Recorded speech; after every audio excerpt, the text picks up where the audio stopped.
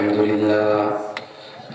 لله نحمده ونستعينه ونستغفره ونؤمن به ونتوكل عليه ونعوذ بالله من شرور أنفسنا من يهد الله فلا مضل له ومن يضلله فلا هادي له ونشهد أن سيدنا وسندنا ونبينا وشفيعنا وحبيبنا وطبيبنا وطبيب قلوبنا ومولانا محمد أما بعد فقد قال الله تبارك وتعالى في كلامه المجيد والفرقان الحميد يا أيها الذين آمنوا اتقوا الله حق تقاته ولا تموتن إلا وأنتم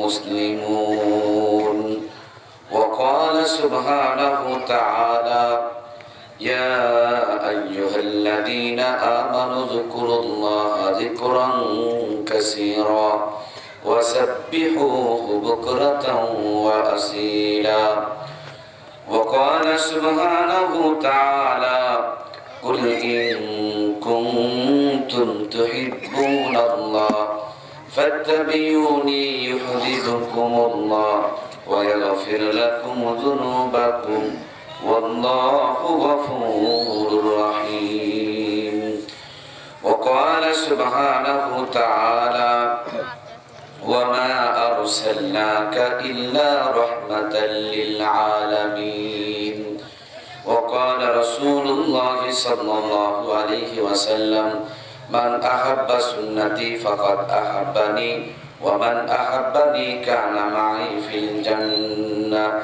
أو كما قال عليه الصلاة والسلام وقال سبحانه تعالى في شان رسوله الكريم إن الله وملائكته يصلون على النبي يا أيها الذين آمنوا صلوا عليه وسلموا تسليما সকলে মহব্বতের জবান খুলে দরুদ ইব্রাহিম পড়ি اللهم صل على محمد وعلى آل محمد كما صليت على إبراهيم وعلى آل إبراهيم আরেকটু সাউন্ড ক্লিয়ার করুন اللهم بارك على محمد وعلى آل محمد সামান্য কমাই দেন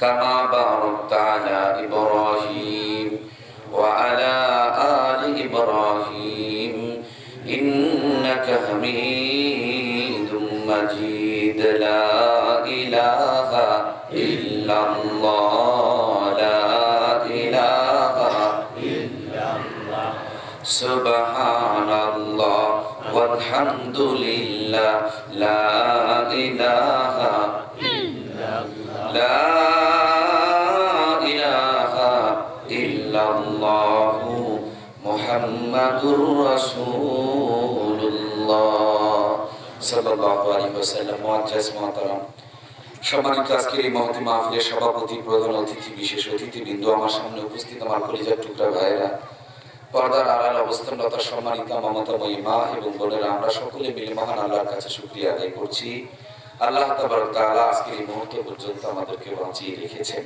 আমরা কি নিজের ক্ষমতায় বেঁচে আছি ভাই না কে বাঁচিয়ে রাখছেন আল্লাহ যার দয়ায় বেঁচে আছি তার কাছে একটু শুকরিয়া আদায় করি বলি আলহামদুলিল্লাহ আলহামদুলিল্লাহ আপনার আমার মতন অনেক মানুষ বেঁচে আছে কেউ কেউ হাসপাতালে কেউ ক্লিনিকে কেউ আবার বিছানাতে গড়াগড়ি করতেছে তারা বেঁচে আছে কিন্তু সুস্থ না আল্লাহ ইচ্ছা করলে এরকম একটা অসুস্থ রোগীকে আমাদের বানাতে পারতেন যারা কথা বলছে না তাদের পারতেন কি পারতেন অসুস্থ বানাতে পারতেন আল্লাহ তাআলা তিনি আমাদেরকে সুস্থ রেখেছেন এই জন্য আমরা খুশি না নারাজ খুশি কম না বেশি বেশি তো আরো একবার শুকরিয়া আদায় করি পড়ি আলহামদুলিল্লাহ আলহামদুলিল্লাহ পৃথিবীটা পাপের সাগরে হাবুডুবু খাচ্ছে মানুষ পাপের প্রতিযোগিতা করছে কে কেমনে কার চাইতে বেশি পাপ করতে পারে লাগামহীন প্রতিযোগিতা সাধারণ পাবলিক ভদ্র সাজার জন্য বিড়ি টানতেছে, বিড়িখোর কয়েকদিন পর উন্নত হইয়া সিগারেট ধরতেছে, সিগারেট করে আর একটু তরফটি নিয়ে মশলা বের করে গাঁজা ঢুকাচ্ছে,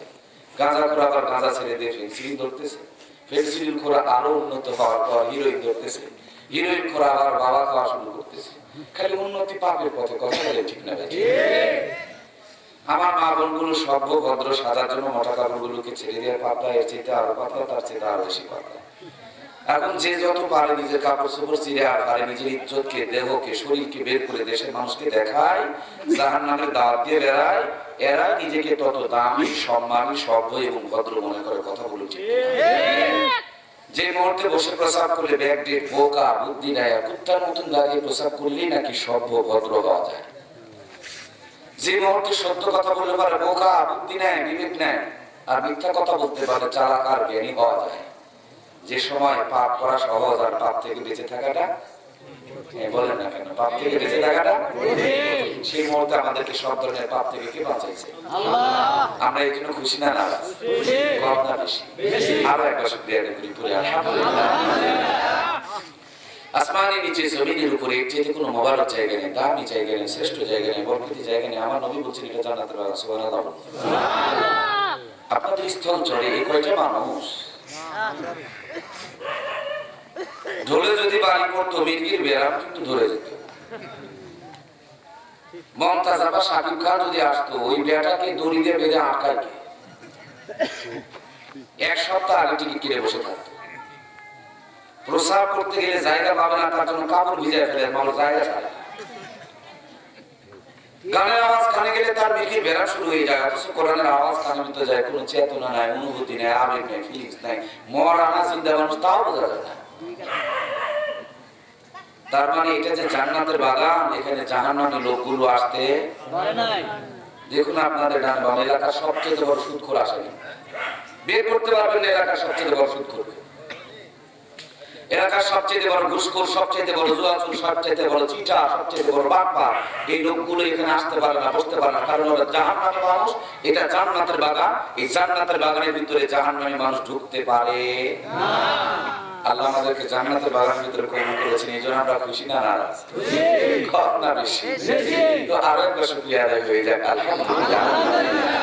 আমার কলিজার টুকরা ভাইয়েরা, ফরজ নামাজ পড়ে সুন্নতের জন্য জায়গাগুলো আমরা চেঞ্জ করি। কারণ হলো যেখানে নামাজ পড়ছিলাম এটা তো সাক্ষী হয়ে গেছে। সুন্নত যদি ভিন্ন জায়গায় হয় তো ওই জায়গাটা আমাদের সাক্ষী হয়ে গেল। এতক্ষণ পর্যন্ত যে জায়গায় বসে আলোচনা শুনেছেন ওইটা তো সাক্ষী বানিয়েছে, আরেকটা জায়গায় সাক্ষী বানান প্লিজ। সবাই সবাই জায়গা চেঞ্জ করেন, সামনে এগিয়ে আসেন। জি, যারা দাঁড়িয়ে আছেন প্লিজ আপনারা বসুন, আপনারা বসুন। আমি দেখে আসছি আমাদের অনেক ভাইয়েরা রাস্তা পথে ঘোরাফেরা করছিলেন, স্কুলের মাঠে অনেক ভাইয়েরা দাঁড়িয়েছিলেন, বসেছিলেন।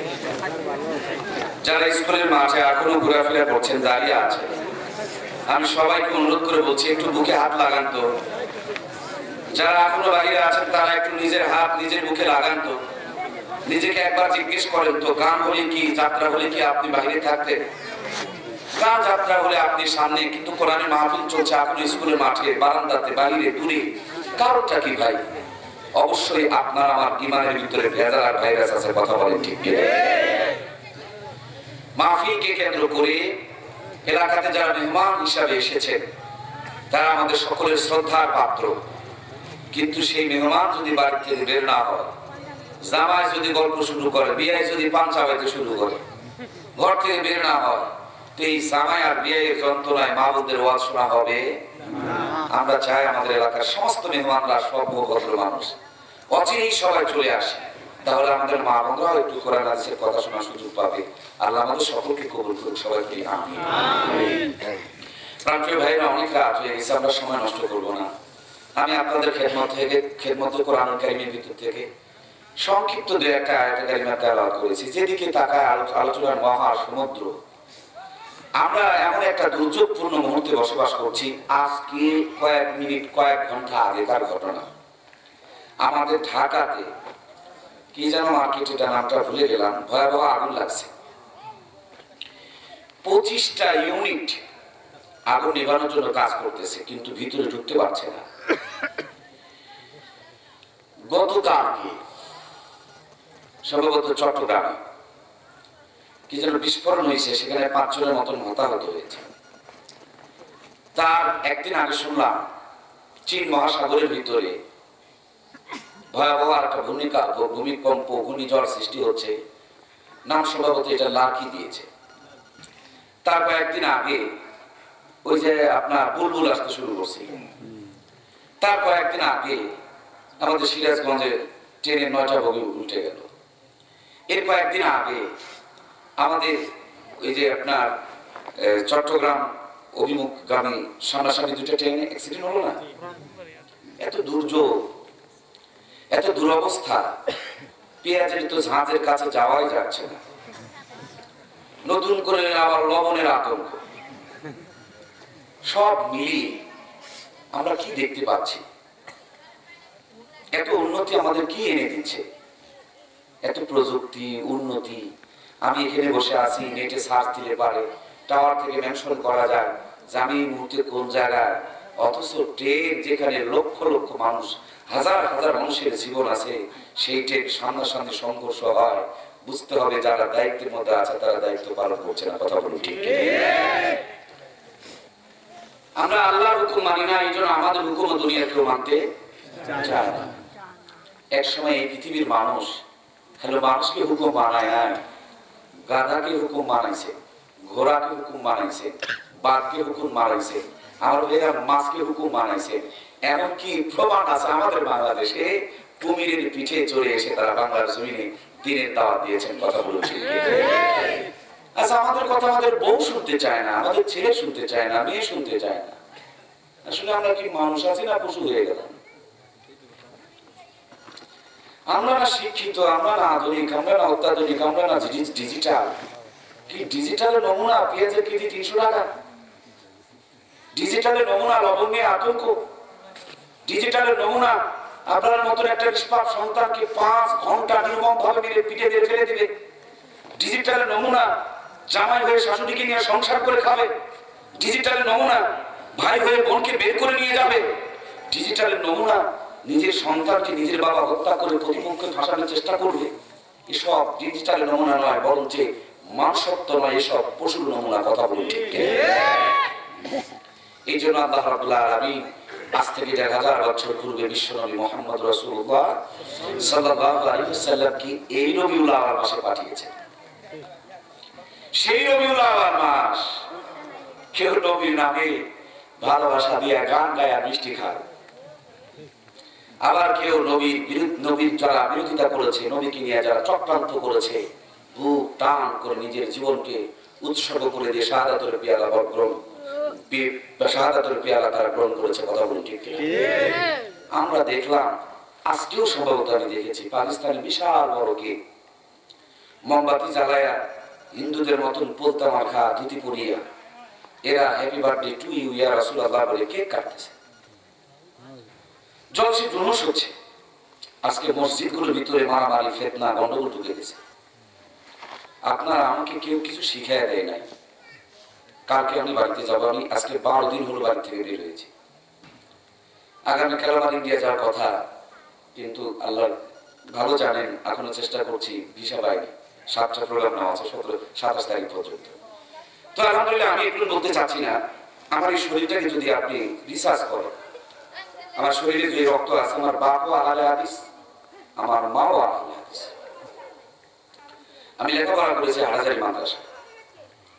আল্লাহ তাআলা আমাকে 11 বার পবিত্র হজে নিয়েছেন। আমি গত বছর 200-র উপরে মাহফিল করেছি। আমি আমার এই বড়ত্বগুলো শোনাতে আসিনি, তুমি একটা জিনিস বোঝানোর জন্য বলতেছি। আমাকে আল্লাহ যতটুকু মাথার মধ্যে কিছু দিয়েছেন তা দিয়ে আমি ভালো দেখতে পাচ্ছি না।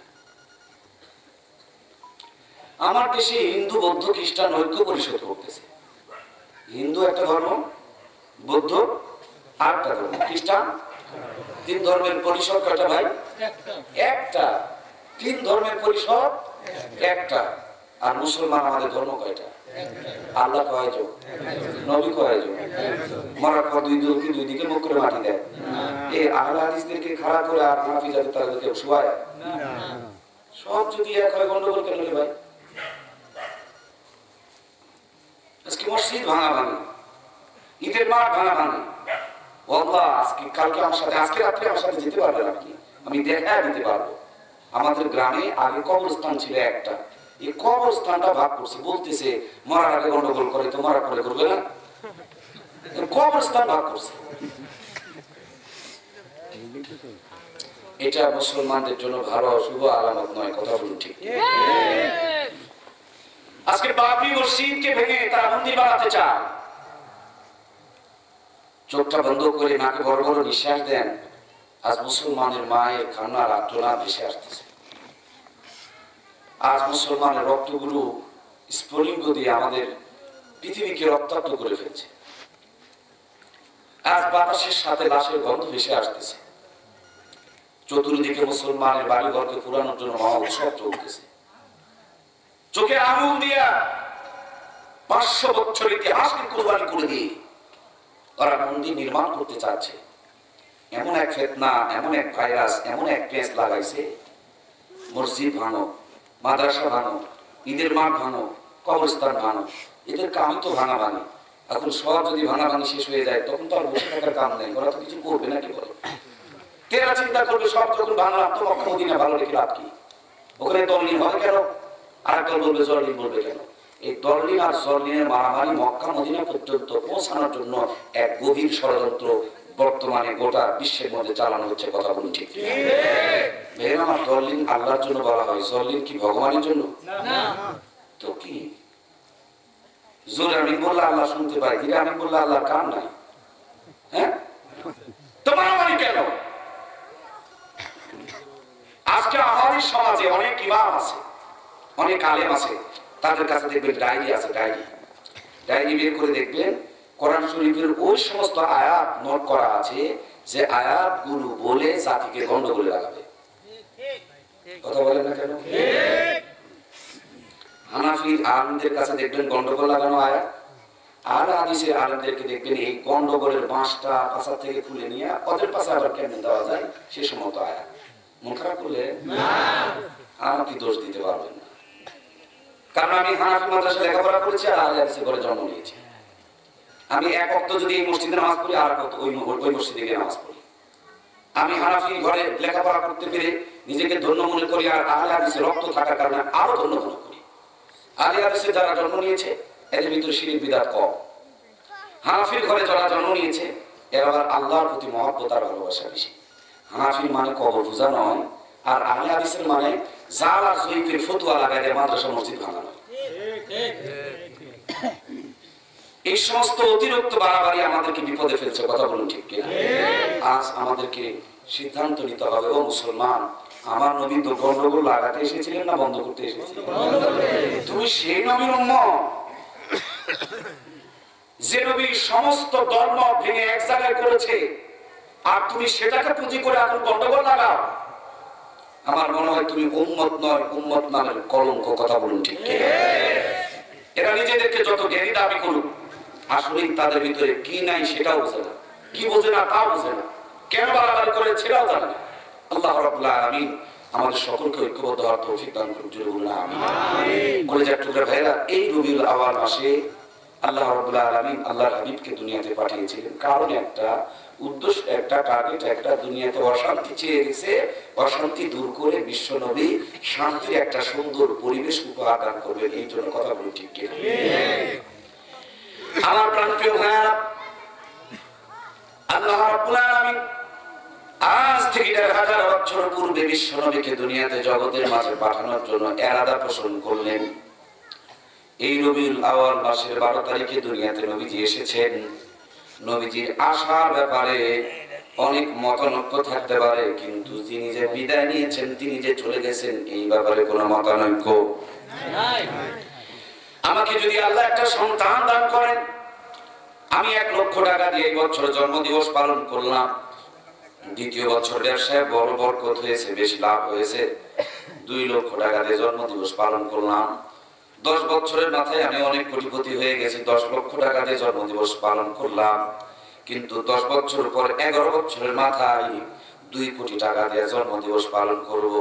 এই জন্য গ্রামের মধ্যে অনেক সুন্দর করে বড় করে একটা জাঁকজমকপূর্ণ অনুষ্ঠান তৈরি করা হচ্ছে। আমি এখন ধনী মানুষ, ঢাকায় থাকি, বড় গাড়ি বহর নিয়ে গ্রামের বাড়িতে জন্মদিবস পালন করতে আসতেছি। আমার কলিজার টুকরা প্রিয় ভাইয়েরা, রাস্তার মধ্যে আসতে আসতে গাড়িটা অ্যাক্সিডেন্ট করে আমার ছেলে যদি মারা যায়, বলুন তো দেখি জন্মদিবস পালন হবে না মৃত্যু দিবসের কার্যক্রমগুলো চলতে থাকবে? শোক দিবস পালন হবে, সেই দিন আর আনন্দ থাকবে না, আনন্দ শোকে রূপান্তরিত হয়ে যাবে। নবীজি জন্ম নিয়েছেন, মাশাআল্লাহ খুশির বিষয়, কিন্তু উনি তো ইন্তিকালও করেছেন। ওনার আনন্দে কেক কাটা, ওনার বিয়োগ বেদনায় কান্নাকাটি করা, এই দুইটা কি আল্লাহ তাআলা পছন্দ করেন না? দুইটা আল্লাহ তাআলা চান না, বরং আল্লাহ রাব্বুল আলামিন জানিয়ে দিলেন, গোলাম এই দুনিয়ার মধ্যে যা কিছু দেখো সব হলো আমি আল্লাহ তাআলার দান। তোমার মার কলিজার ভিতরে এত মায়া ঢেলে দিয়েছি আমি আল্লাহ, তোমার বাবার কলিজার ভিতরে এত দয়া দান করেছি আমি আল্লাহ। কোথাও যদি কোনো খাবার একটু সামান্য ভালো খাবার, মজার খাবার, শুকনো একটা মিষ্টি পায়, দেখবেন কলিজার টুকরা বাবাদের খাওয়ার মতন যোগ্যতা আছে, পেটের মধ্যে ক্ষুধা আছে, কিন্তু সন্তানের কথা যদি মনে পড়ে যায়, পকেটের মধ্যে খাবারটুকু নিয়ে চলে আসে বাড়ির ভিতরে। বাবার কলিজায় যে এই মায়া, বাবার কলিজার মায়াটুকু দান করেছেন কে? অল্প কিছুদিন আগে পিরোজপুরে একটা নৌকা ডুবে গেল, প্রচন্ড স্রোত ছিল, স্রোতের ভিতরে মা সন্তানকে উঁচু করে ধরেছিল। যখন বাঁচানোর আর কোনো উপায় পাচ্ছিল না, চিৎকার করে আর্তনাদ করে ডাকতে বলে, প্রাণের স্বামী আমাকে বাঁচানোর দরকার নাই, আমার স্মৃতি কলিজার টুকরা সন্তানটারে তুমি কোনো মতন কিনারে নিয়ে যাও। স্বামী বেচারি ছোট্ট বাচ্চাটাকে স্ত্রীর হাত থেকে তুলে নিয়ে বাঁচালেন, নদীর স্রোতে তলিয়ে গেলেন। কিছু দূর পরে লাশটা খুঁজে পাওয়া গেল। বন্ধুরা আমার, মায়ের কলিজার মধ্যে যে মায়া থাকার কারণে নিজের জীবনকে বিলীন করে দেয়া সন্তানকে বাঁচাইলেন, ওই মায়ের কলিজার ভিতরে এত মায়া, এত প্রেম দান করেছেন তিনি কে? রাতের পর রাত জেগে আমাদের জন্য দোয়া করেন, কষ্টের পর কষ্ট স্বীকার করেন। আল্লাহ রাব্বুল আলামিন বিনা খুঁটিতে আসমানকে ঝুলন্ত রেখেছেন, জমিনকে বিছানা স্বরূপ বিছিয়ে দিয়েছেন। একই জমিনে ধান, মাঠ, পাট, আলু, এরপরে আম, কাঁঠাল, লিচু, জাম রকমারি খাবারের ব্যবস্থা পাক দান করেছেন। এই দুনিয়ার যা দেখবেন, যেদিকে দেখবেন, যেথায় তাকায় দেখবেন, পুরা দুনিয়ার মধ্যে শুধু আল্লাহর নিয়ামত আর নিয়ামত। এতগুলো নিয়ামত ভালোবেসে দান করেছেন কে? ভাইরা আমার, সেই জন্য ভালো যদি বাঁচতে হয়, সর্বপ্রথম ভালোবাসতে হবে একজনকে। তিনি আপনার আমার মালিক, তিনি আপনার আমার খালিক, তিনি আমার আপনার স্রষ্টা, তিনি আপনার আমার জবান দাতা, তিনি আপনার আমার চোখ দাতা, তিনি আপনার আমার মাথার মধ্যে মেমোরি দাতা, তিনি আপনাকে আমাকে হাত দিয়েছেন, তিনি আপনার আমাকে পা দিয়েছেন, তিনি আপনাকে আমাকে খাওয়ার জন্য জিহ্বাতে, স্বাদ নেওয়ার জন্য জিহ্বাতে হাজার রকমের স্তর দান করেছেন। দেখার জন্য চোখের ভিতরে নানা ধরনের সফটওয়্যার আল্লাহ তাআলা লাগিয়ে রেখে দিয়েছেন। এই দুনিয়ার মেমোরি কার্ড এক সময় ফুল হয়ে যায়, কিন্তু লক্ষ লক্ষ জিবি মেমোরি মাথার মধ্যে সেভ করে রেখে দিয়েছেন। এতগুলো নিয়ামত দিয়ে যিনি লালন পালন করেন, আল্লাহর অন্য কিছু চাওয়া নাই। আল্লাহর বান্দা এই নিয়ামতগুলো খাবে, পড়বে, ব্যবহার করবে, শুধু দিন রাত 24 ঘন্টায় 5টা বার আল্লাহর কুদরতি কদমে সিজদা দিয়ে শুকরিয়া আদায় করবে। আমার ভাইরা, সেই জন্য যদি ভালোবাসতে হয়, সর্বপ্রথম ভালোবাসতে হবে আল্লাহকে। আল্লাহকে ভালোবাসার জন্য বড় মাছ সুন্দর করে রান্না করে নিয়ে যাবেন, মুরগির গোশত রান্না করবেন, ভালো কাপড় চোপড় কিনবেন, মিষ্টি বানাবেন। আল্লাহকে এভাবে ভালোবাসা যাবে না। কেমনে ভালোবাসা যাবে? আল্লাহ কোরআন কারীমের মধ্যে জানালেন, কুল ইন কুনতুম তুহিব্বুনাল্লাহ ফাত্তাবিউনি ইউহিব্বুকুমুল্লাহ। এই যে আলোটা জ্বলতেছে, আলো জ্বালানোর জন্য একটা লাইটের কিন্তু সুইচ আছে, বাল্বের কিন্তু একটা সুইচ আছে না নাই? আল্লাহ বললেন, আমি আল্লাহকে যদি ভালোবাসতে চাও, মুহাম্মাদুর রাসূলুল্লাহ নামক একটা সুইচ দান করেছি, একটা তোমাদেরকে নিয়ামত দান করেছি, ফাত্তাবিউনি, ওই নবীর ইত্তেবা করো, অনুসরণ করো, অনুকরণ করো, মহব্বত করো, ভালোবাসো। আমি আল্লাহকে ভালোবাসতে চাইলে নবী নবীকে ভালোবাসো। বাল্ব জ্বালাতে চাইলে সুইচে টিপা দাও। আল্লাহকে ভালোবাসতে চাইলে নবীজিকে ভালোবাসো। আল্লাহ বলে নবীজিকে যদি ভালোবাসতে পারো ইউহিব্বুকুমুল্লাহ, আমি আল্লাহ তাআলা তোমাদেরকে ভালোবাসবো। ওয়া ইয়াগফির লাকুম যুনুবাকুম, আর যদি জলে অন্ধকার পালিয়ে যায় আল্লাহ বলেন আমি ভালোবাসা দিয়া তোমাদের জিন্দেগীর অন্ধকার যত গুনাহগার আছে সব গুনাহরাশিগুলোকে আমি আল্লাহ মাফ করে দিব। ভাইরা, সেই জন্যই তো নবীর ভালোবাসায় কেউ গাজার কলকিতে টান মেরে খাজার সামনে খায়। এই জন্য নবীর ভালোবাসা নিয়ে কেউ রবিউল আউয়াল মাসে গেট বানায়। এই জন্য নবীর ভালোবাসা নিয়ে কেউ আবার বড় বড় কেক কেটে আনন্দ উৎসব করতে চায়। কেমনে নবীজিকে ভালোবাসবেন? আল্লাহ তাআলা এমন একজন নবী দিলেন যিনি রাখালের জন্য আদর্শ, নানা হিসাবে আদর্শ, স্বামী হিসাবে আদর্শ, রাষ্ট্রপতি হিসাবে আদর্শ। আমার ভাইয়েরা, এ টু জেড পুরা জিন্দেগি, 63 বছর জিন্দেগি, এই পৃথিবীতে যত মানুষ আসবে প্রত্যেকটা মানুষের জন্য বিশ্ব নবীকে আল্লাহ তাআলা মডেল বানিয়েছেন, আদর্শ বানিয়েছেন, মাপকাঠি বানিয়ে দিয়েছেন। জোরে বলুন সুবহানাল্লাহ। আমার ভাইয়েরা, আজকে ফিতনা করবে, আজকে ভালোবাসার নামে কিছু মিথ্যুক দালালেরা নবীজির ইজ্জত নিয়ে টানাছেঁচড়া করবে। সেই জন্য আজ থেকে 1500 বছর পূর্বে আল্লাহর হাবিব হাদিসের মধ্যে কত সুন্দর করে বলে গেছেন, মান আহাব্বা সুন্নতি ফাকাদ আহাব্বানি ওয়া মান আহাব্বানি কানা মাই ফিল জান্নাহ। আল্লাহর হাবিব বললেন, যে ব্যক্তি আমার সুন্নতকে মহব্বত করলো সে যেন আমাকে মহব্বত করলো, আর যে ব্যক্তি আমাকে মহব্বত করলো কানা মাই ফিল জান্নাহ, সেই লোকটা আমি নবীর সঙ্গে জান্নাতে যেতে পারবে। তাহলে আল্লাহকে ভালোবাসতে চাইলে নবীজিকে ভালোবাসতে হবে, আর নবীজিকে ভালোবাসার জন্য নবীজির সুন্নতগুলোকে আমল করতে হবে। সুন্নতগুলো যদি আমল করা যায় জান্নাতে কার সাথে যাওয়া যাবে?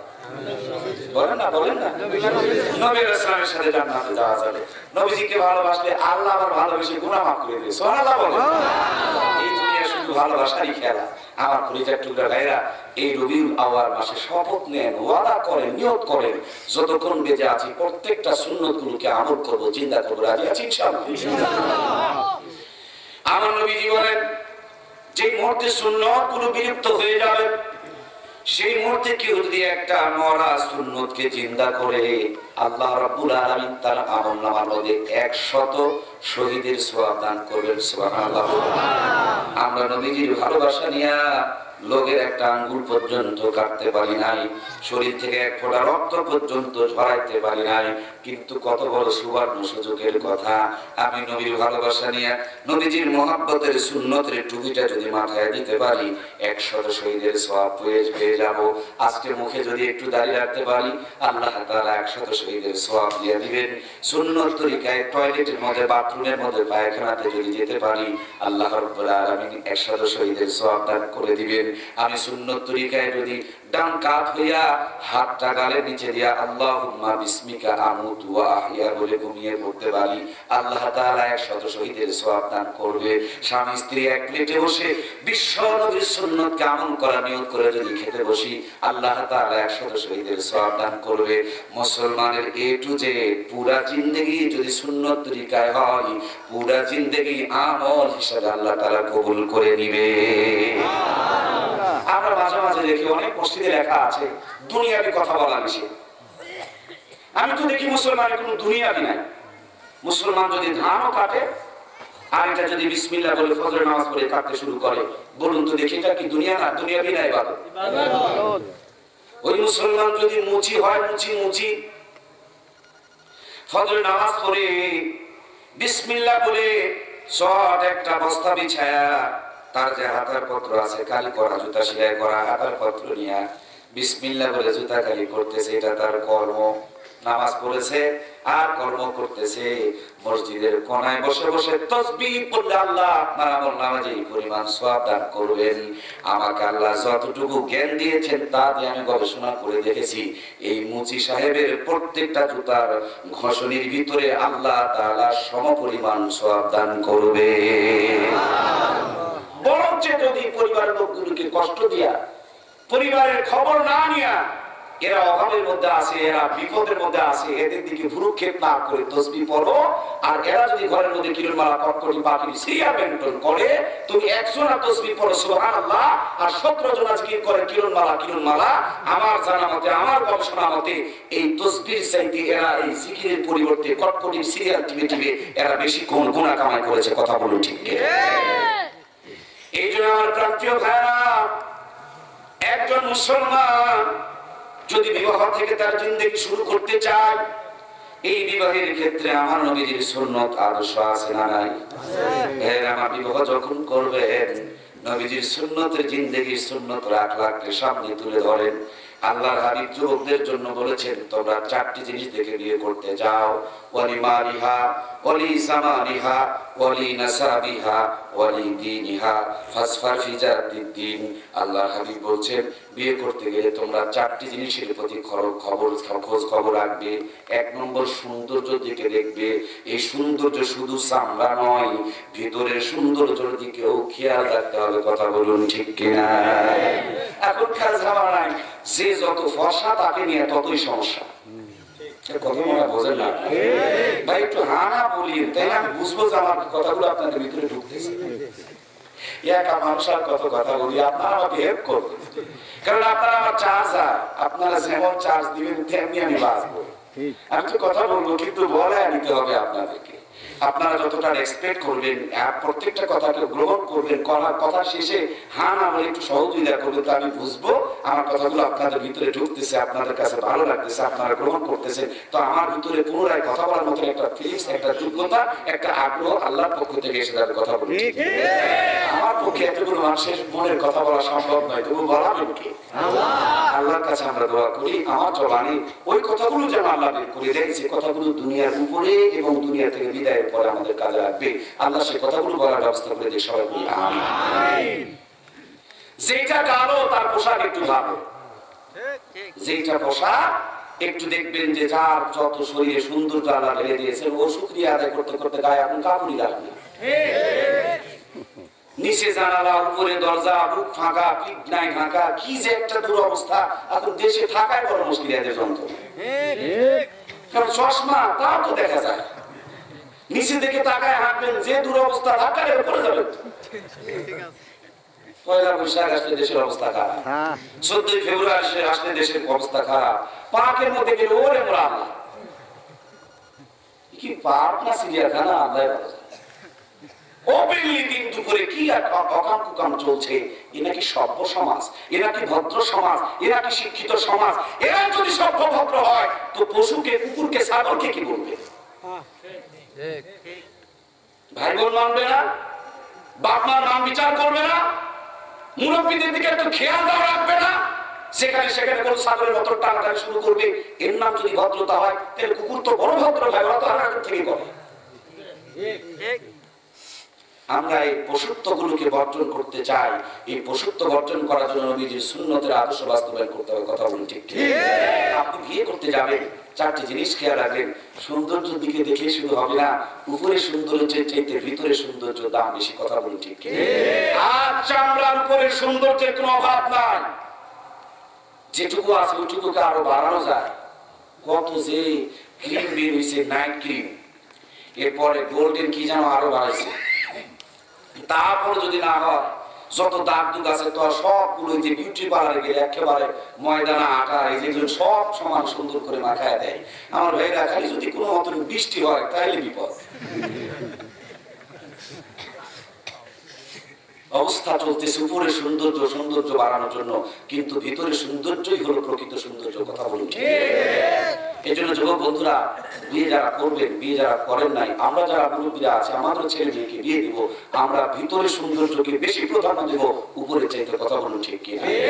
আজকে সমাজে পরকীয়া, এরপরে প্রত্যেকটা জায়গার ভিতরে যে অঘটন গুলো ঘটতেছে, এরা উপর সৌন্দর্য যাদের, ভিতরে সৌন্দর্য নাই, এদের দ্বারা বেশি সংঘটিত হচ্ছে। কথা বলুন ঠিক?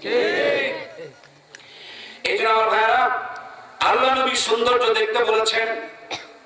আপনি সৌন্দর্য দেখবেন, কিন্তু এই সৌন্দর্য বাইরের চাইতে ভিতরের প্রতি গুরুত্ব আরো বেশি দিতে হবে। কথা বলেন ঠিক কিনা? 2 নম্বর বংশ মর্যাদা দেখতে হবে। খারাপ বংশের মানুষগুলো যারা সম্মান চরিত্র ইজ্জতের কোনো তোয়াক্কা করে না। আবার সম্পদের বিষয়টাও দেখতে হবে। আপনি গরিব মানুষ ধনী মেয়েকে বিয়ে করবেন তাহলেও হবে না, আবার আপনি ধনী হয়ে গরিবের ঘরে যাবেন, ওরা তাদের চরিত্র আদর্শকে পাল্টাইতে পারবে না। এই জন্য ইসলামী শরীয়তের ভাষায় কুফু নামক একটা বিষয়ের কথা আলোচনা হয়েছে। আমার ভাইয়েরা, তারপর আল্লাহ নবী বলেছেন ফাসফার বিজাতির দিন, তোমরা দিনের ব্যাপারে ধর্মের ব্যাপারে সবচেয়ে বেশি গুরুত্ব রাখো। এখন আমরা ধর্ম আর দিন কি উল্টা দিকে দেখতেছি, বরঞ্চ ধর্ম কর্ম যারা মেনে চলে তাদেরকে ব্যাকডেট মনে করে, আনসোশাল মনে করে, যারা বোরকা পরে তাদেরকে আনসোশাল মনে করে, যারা মুখে দাড়ি রাখে তাদেরকে আনসোশাল মনে করে। অনেক মেয়ে আছে এখন দাড়িওয়ালাদের সাথে বিয়ে হইতে চায় না। এখানে যারা যুবক ভাইরা আছে বিয়ে করেন নাই, বিয়ে করা তাদের দরকার আছে না? আপনারা কি 2 নম্বর মেয়েকে বিয়ে করতে চান না 1 নম্বর?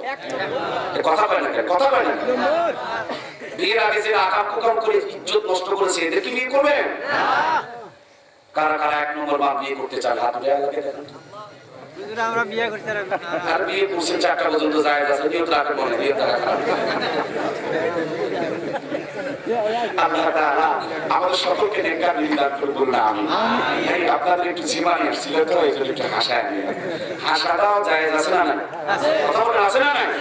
নবী আলাইহিস সালাম এসেছে, নবী আলাইহিস সালামের মুখে মুস্কি হাসি লেগে থাকতো, আপনি একটা মুস্কি হাসি দিয়ে ভাবিয়ে হাসায় দিবেন, আপনার ঘরে জান্নাতে শান্তি নেমে আসবে। আল্লাহ 100 শহীদের সওয়াব দান করুন। সুবহানাল্লাহ।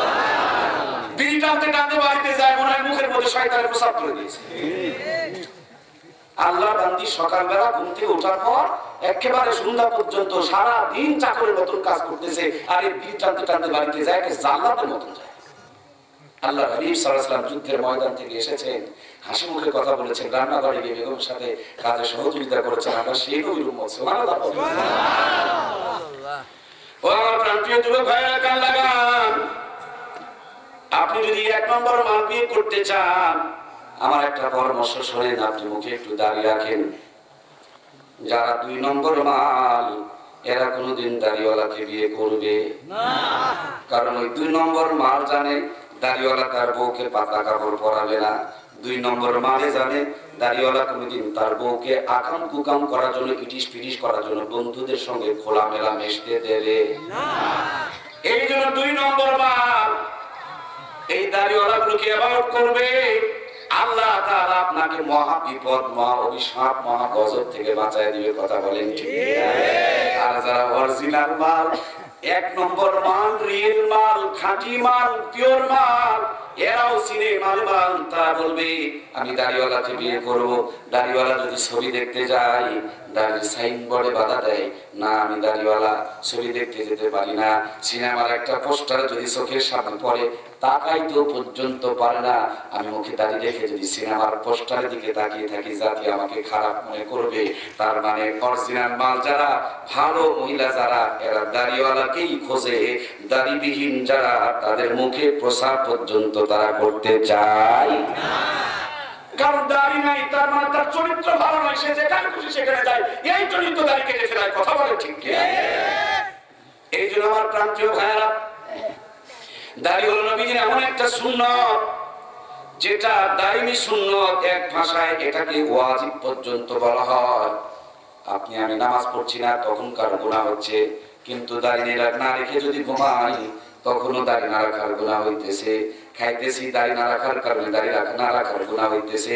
তার মানে যতক্ষণ পর্যন্ত মুখে দাড়ি না থাকবে, ততক্ষণ পর্যন্ত এই গুনাহটা চালু রাখবে। আল্লাহ রাব্বুল আলামিন আমাদের সকলের মুখে বিশ্ব নবীর সুন্নতের দাড়ি রাখার তৌফিক দান করুন। সবাই বলি আমিন।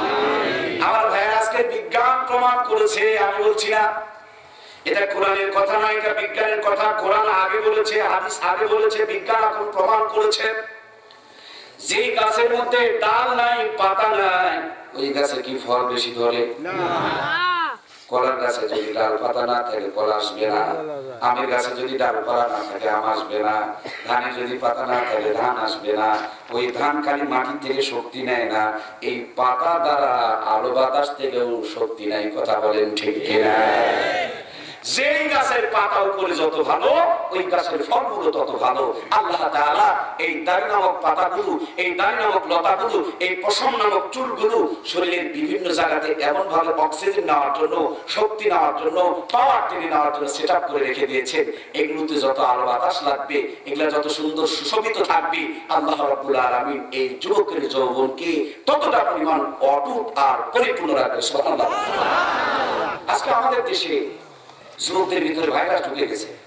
যুবকেরা 40 বছর বিয়ে হয়ে যায়, বিয়ে বয়স হয়ে যায়, বিয়ে করতে চায় না, বিয়ে করতে ভয় পায়। কারণ অনেকগুলো আছে, তার মধ্যে আমার কাছে 2টা কারণ সবচেয়ে বেশি গ্রহণযোগ্য মনে হয়েছে। 1 নম্বর কারণ, বিনা টাকায় যদি দুধ পাওয়া যায় গাড়ি কিনে ঝামেলা টানা দরকার। হযরত ওলামায়ে কেরাম আছে, বাকি ব্যাখ্যা করতে পারলাম না, এটুকু বুঝে নিন। 2 নম্বরের কারণ, খালি বিয়ে করলেই হবে না, বইয়ের হক আদায় করা লাগবে। কথা বলেন এখন বইয়ের হক আদায় করবেন। এই যে 4, 5, 6, 7 এ পড়েন তখন থেকে অ্যান্ড্রয়েড ফোন, আপনার বই খাতা কলম নাই, কিন্তু মোবাইল একখানা অনেক বড় দেখবেন, খুব খেয়াল করে দেখবেন। যেমনি রাতের 10টা বেজে যায়, ওরা লেখাপড়ার টেবিলে নেয়, ঘরের মধ্যে জানালার দরজা লাগায় দেয়, ল্যাপের ভিতরে ঢুকে মোবাইলে ঘষাঘষি শুরু করে। ল্যাপের বাইরে যেটা ঘষাঘষি করে অবশ্যই এর ভিতরে কিছু সভ্যতা আর ভদ্রতা বিরাজ করে। ল্যাপের ভিতরে গোপনীয়তা সহকারে যেটা ঘষাঘষি করে, নিশ্চয় এর ভিতরে ভাইরাস আর ভেজাল যেটা যৌবন শক্তিকে কুরবানি করে ফেলছে। কথা বলুন ঠিক কিনা? বয়স আছে মিয়া, প্রত্যেকটা জিনিসের বয়স আছে। বয়সের আগে থেকে তুমি ফোন টিপো, বয়সের আগ থেকে তুমি নিজের জীবনকে কুরবানি করে ফেলে দিতেছো, তুমি বিয়ে করবে কেমনে? অনেকের এমনি কাপড় নষ্ট হয়ে যায়, অনেকের আবার চরিত্র ভালো নয়, অনেকে আবার খারাপ সঙ্গের কারণে খারাপ হয়ে যায়। এই জন্য বিয়ে করার আগে তার যৌবন নাই, বিয়ে করতে ভয় পায়। ও বন্ধুরা, আমার জ্ঞান বিজ্ঞানের জামানা, কিছু নমুনা বলবো আপনারা বুঝতে পারবেন। ইটের ভাটার উপরে যদি ধোঁয়া দেখা যায় বুঝতে হবে নিচে আগুন আছে। আজকে যুবকের অবস্থাটা কেমন করতেছে আমি একটু নমুনা বলতেছি। খালি আপনি টাঙ্গাইলে গিয়ে দেখবেন, আপনাদের সিরাজগঞ্জে গিয়ে দেখবেন হারবারের পোস্টার, হামদর্দের পোস্টার, কলিকাতা মেডিকেল হারবারের পোস্টার, এরপরে ইন্ডিয়া হারবারের পোস্টার, উপরে ধোঁয়া যদি প্রমাণ করে নিচে আগুন আছে। গোটা দেশ খালি যৌন শক্তির পোস্টার। এই যৌন শক্তির পোস্টারে প্রমাণ করতেছে এই যুবকদের যৌবনের মধ্যে ভাইরাস ধরেছে। কথা বলুন ঠিক কিনা? যতগুলো কারণে ভাইরাস ধরেছে, ওর মধ্যে থেকে আরো একটা কারণ হলো আমার নবীর আর একটা সুন্নত। আমার ভাইরা, এই যে প্রত্যেকটা যুবকের, প্রত্যেকটা মানুষের টাকনু আছে, টাকনু চিনেন? আল্লাহর হাবিব বলেন, মা আসফালা মিনাল কাবাইনি মিনাল ইজারি ফিন্নার। টাকনুর নিচে যে অংশ পায়জামা অথবা লুঙ্গি যারা ঢাকা থাকে, বিশ্ব নবী বলে এটা জাহান্নামের মধ্যে যাবে। কেন এত বড় কঠিন কথা, কড়া কথা? বিজ্ঞান আজকে যারা টাকনু ঢেকে রাখে তাদের পায়ে টাকনু গুলো এক জায়গায় করেছে, টাকনু যারা ফাঁকা রাখে তাদের টাকনু গুলো আরেক জায়গায় করেছে। এবার কম্পিউটারে ঢুকায় 2 প্রকারের টাকনু পরীক্ষা করতেছে। ঢাকাটার মধ্যে আছে কি, ঢাকা নাই সেটার মধ্যে আছে কি। এরা কম্পিউটারে পরীক্ষা করে দেখে মানুষের পায়ের টাকনু, যুবকদের পায়ের টাকনু, পুরুষের পায়ের টাকনু। আপনারা সৌর বিদ্যুৎ তো দেখেছেন, সোলার আমাদের মসজিদে সোলার লাগানো আছে, দেখেছেন আপনারা? উপরে একটা প্যানেল আছে, এইটাতে যত রোদ লাগবে সোলারের বাল্বে তত আলো জ্বলবে। ওটাতে যদি রোদ না পায় এটা জ্বলবে। আল্লাহ তাআলা পুরুষের যৌবনের সোলার বানিয়েছেন টাকনুর ভিতরে। এটা যত খোলা থাকবে আলো বাতাস লাগবে, কোনো বড়ি লাগবে না, ওষুধ লাগবে না, ক্যাপসুল লাগবে না। আল্লাহ রাব্বুল আলামিন ওই সোলারে আলো বাতাস পাবে আর যৌবনের ভিতরে চার্জ বাড়ায়া দিবে। ভাইরা, আমরা আলোচনা করছিলাম বিয়ের মধ্যেও নবীর সুন্নাত আছে। বেশিরভাগ ক্ষেত্রে আমাদের বিবাহ শাদীগুলো এখন হিন্দুদের তরিকায় হইতেছে। কথা বলুন ঠিক কিনা? বিয়ের আগে গেট বানায়, বিয়ে যখন শুরু হয় তার আগে থেকে হলুদ মাখার একটা উৎসব শুরু হয়ে যায়, কাদা মাখামাখি উৎসব শুরু হয়ে যায়, গোবর মাখামাখি উৎসব শুরু হয়ে যায়, কালি মাখামাখি উৎসব শুরু হয়ে যায়। যুবতীকে আর যুবককে কি সুন্দর করে হলুদ মাখায় আর গোটা গ্রামের মহিলারা এসে গান গায়। ইসলাম এটা কোনোভাবে সমর্থন করে না। কথা বলেন ঠিক কিনা? ওপেনলি মানুষের সামনে এই যুবতী মিহিল মহিলাকে গোসল করায় দিচ্ছে, এই যুবককে তার ভাবিরে নিয়ে তাসিসরা করতেছে, ইসলাম এটাকে সমর্থন করে না। তাদের নতুন জীবন শুরু হবে, সেই দিন তাদেরকে নিষ্পাপ আর পবিত্র থাকতে হবে। আপনারা এভাবে বলাবলি করতেছেন, প্রশংসা করতেছেন, টানাটানি করতেছেন, ওর প্রথমে ওই বিয়ের দিন সবচেয়ে তাকে বেশি করে গুনাহ করানো হইতেছে। কথা বলেন ঠিক? আমার ভাইয়েরা, বিয়ে হয়ে গেল, এই বিয়ের মধ্যে 10 লক্ষ টাকা মোহরানা, 150 টাকা কিংবা 1050 টাকা নাকির খুদ বাবর নগদ, অবশিষ্ট টাকা বাকি। তার মানে কিয়ামত পর্যন্তই এটা পরিশোধ করে না। বাসর করে যাওয়ার আগে ফকির মাপ চেয়ে নেয়, ফকির মাপ করে দেয়। 10 বছর পর ঝগড়া হলে আবার যৌতুকের মামলাও। আমি যদি কোনো জিনিস মাফ করি, 10 বছর পরে যদি আবার দাবি করি, এটা কি মাফ করা? মাফ নাই আর কি। আমার ভাইয়েরা, যৌতুক কিংবা মোহর যেটাই হোক না কেন, এখন যৌতুক আগে মেয়েদের কাছে না হতো, এখন যৌতুক ছেলেদের উপরে চাপতে শুরু করে দিয়েছে। ও সারা জীবনে 10 লক্ষ টাকা পরিশোধ করার ক্ষমতা রাখে না, তারপরে 10 লক্ষ টাকা মোহরানা করে। তার মানে আগের থেকে নিয়ত রেখেছে, এটা মুখে মুখে নিলেখলেই হলো, বললেই হলো, পরিশোধ করার তার নিয়ত নাই। এরকম যদি নিয়ত না থাকে, ওলামা হযরতের কাছে জেনে নিয়েন, এরকম ভিতরে যদি খারাপ ধারণা থাকে, বিয়েটাই পরিপূর্ণ হবে না। আবার 10 বছর পর ঝগড়া লাগলে পারে মোহরের টাকা চাই, তার মানে বুঝতে হবে এটা মাফ করে। 3টা এর মধ্যে যদি বাচ্চা হয়ে যায়, 3টাই 12 বেকায়া বেয়াদব। এরপরে আপনার ওই যে বিয়ে ছাড়া যেটাকে বলে আপনার কি, আপনার জাড় সন্তান কিংবা আরাম সন্তান, এই সব বিয়ে করার পরও আমরা এই সমস্ত পাপের মধ্যে। এই জন্য আমাদের দেশে লুচ্চা, গুন্ডা, কুলুঙ্গার সংখ্যা বাড়তেছে। কথা বলুন ঠিক? বাবা বিয়ে করছে কিন্তু মোহরের ভিতরে গেছে। ভাইরা, আমার বিয়ে হয়ে গেল, এরপর মেয়েটাকে নিয়ে আসা হলো, বউ দেখার নাম দিয়ে হাতের মধ্যে একটা প্লেট তুলে দেয়। আপনাদের এলাকায় আছে নাকি নাই? আমাদের এলাকায় আছে। পান দেয়, মানুষেরা বউ দেখে আর 500 টাকা, 1000 টাকা, 2000 টাকা করে দিয়ে যায়। বউ দেখার ব্যবস্থা আছে না নাই? তার মানে ফকিরনি সাজায়া জীবনের সবচেয়ে দামি দিনে ওকে ভিক্ষা করানোর জন্য গেটের মধ্যে বসানো হলো। কথা বলুন ঠিক কিনা? ও মুসলমান, কেমনি তুমি আকাম কুকাম অপরাধ গুলো করো? তোমার নবী বলে গেছে, চোখের জিনা হলো দেখা। এমনি তুমি এটা সুন্দরী, বিয়ের দিনে আরো সুন্দর করে সাজায়া পাতলা কাপড়টা পরায়া গেটের মধ্যে বসায় রাখছে। নতুন বউ শরমে তো মাথা নিচু করে আছে, নানি দাদিরা এসে টুতনির নিচে হাত দিয়ে উঁচু করে ধরতেছে আর বলতেছে, দেখো আমার নাতি বউ কত চাঁদের চাইতে সুন্দরী। এই বউটা দেখতেছে আর বইয়ের হাতে একটা করে পান খেয়ে খেয়ে চলে যাচ্ছে। যে বেচারি বিয়ে করলো, সে বেচারি এখনো ঘরের মধ্যে পেল না। আর হাজার হাজার বুড়া স্যাংরা বন্ধু বান্ধব সবাই মিলে চোখের জেনা করে যাচ্ছে। ওই দিন যদি বাসর ঘরে তার মিলামিশার ফলে পেটে কোনো সন্তান জন্ম নেয়, আগে যারা বদনজর লাগায়া তার ভিতরে ভাইজা ঢুকায় দিয়ে রাখছে, এটা এক বাপের সন্তান নয়। যতজন তাকাইছে ততজনেরই একটা করে ভাগ আর শিয়ার আর অংশ আছে। কথা বলেন ঠিক কিনা? এগুলোর থেকেই তো আমাদের ভিতরে প্রয়োজন আর ভাইরাস আসতেছে। আজকে আমরা অবাক হয়ে যাচ্ছি, পৃথিবীর হাত চিত্র এরকম কেন? কিন্তু আমাদের গোড়ার মধ্যে ভেজাল আছে। কথা বলুন ঠিক কিনা? ভাইরা, আমার বউকে ঘরে নিয়ে যাবেন, আল্লাহর নবীর সুন্নাত তরিকাগুলো অনুসরণ করবেন, স্ত্রীর মাথায় হাত দিয়ে দোয়া পড়বেন, পাশাপাশি বসিয়ে নামাজ পড়বেন। আপনি আপনার স্ত্রীকে স্পর্শ করার আগে আল্লাহর কাছে রোনাজারি করে জিন্দেগির সুখ শান্তি সমৃদ্ধির জন্য দোয়া করবেন। আপনি আপনার হালাল বিবির সাথে মিলিত হবেন, বেগমের সাথে মিলামিশা করবেন। এটা দুনিয়ার সাধারণ কোনো কাজ না, দুনিয়াবি কাজ না। সুন্নত তরিকায় বিবির সঙ্গে মিলামিশা করা, এটাও একটা অনেক বড় দামি ইবাদত। কথা বলুন ঠিক কিনা? আমরা যুবকদের কথা বাদ দিলাম, মুরব্বী যারা এখানে বসে আছে, 10টা 12টা 15টা সন্তান যাদের আছে, জিজ্ঞেস যদি করেন, চাচা ছেলে মেয়ে তো ভালো জন্ম দিয়েছেন, কিন্তু ছেলে জন্ম দেওয়া মেয়ে জন্ম দেওয়ার কি দোয়া জানেন? অনেক মুরব্বী অবাক হয়ে গেছে, বলে বাচ্চা জন্ম দেওয়ার আবার দোয়াও আছে। এক মুরব্বীকে বলছিলাম যে মিলামিশার দোয়া কি জানেন? উনি বলছেন যে বাবা ওটা কি দোয়া করার সময়? আশ্চর্য হয়ে গেছে, এটা বলে দোয়া করার সময়। মুসলমানের জীবনের শুরু থেকে নিয়ে শেষ দিন পর্যন্ত একটা সেকেন্ডও দুনিয়াবি কোনো কাজ নাই। প্রত্যেকটা মুহূর্ত সুন্নত তরিকায় যদি হয় সব পুরো ইবাদত। সুবহানাল্লাহ।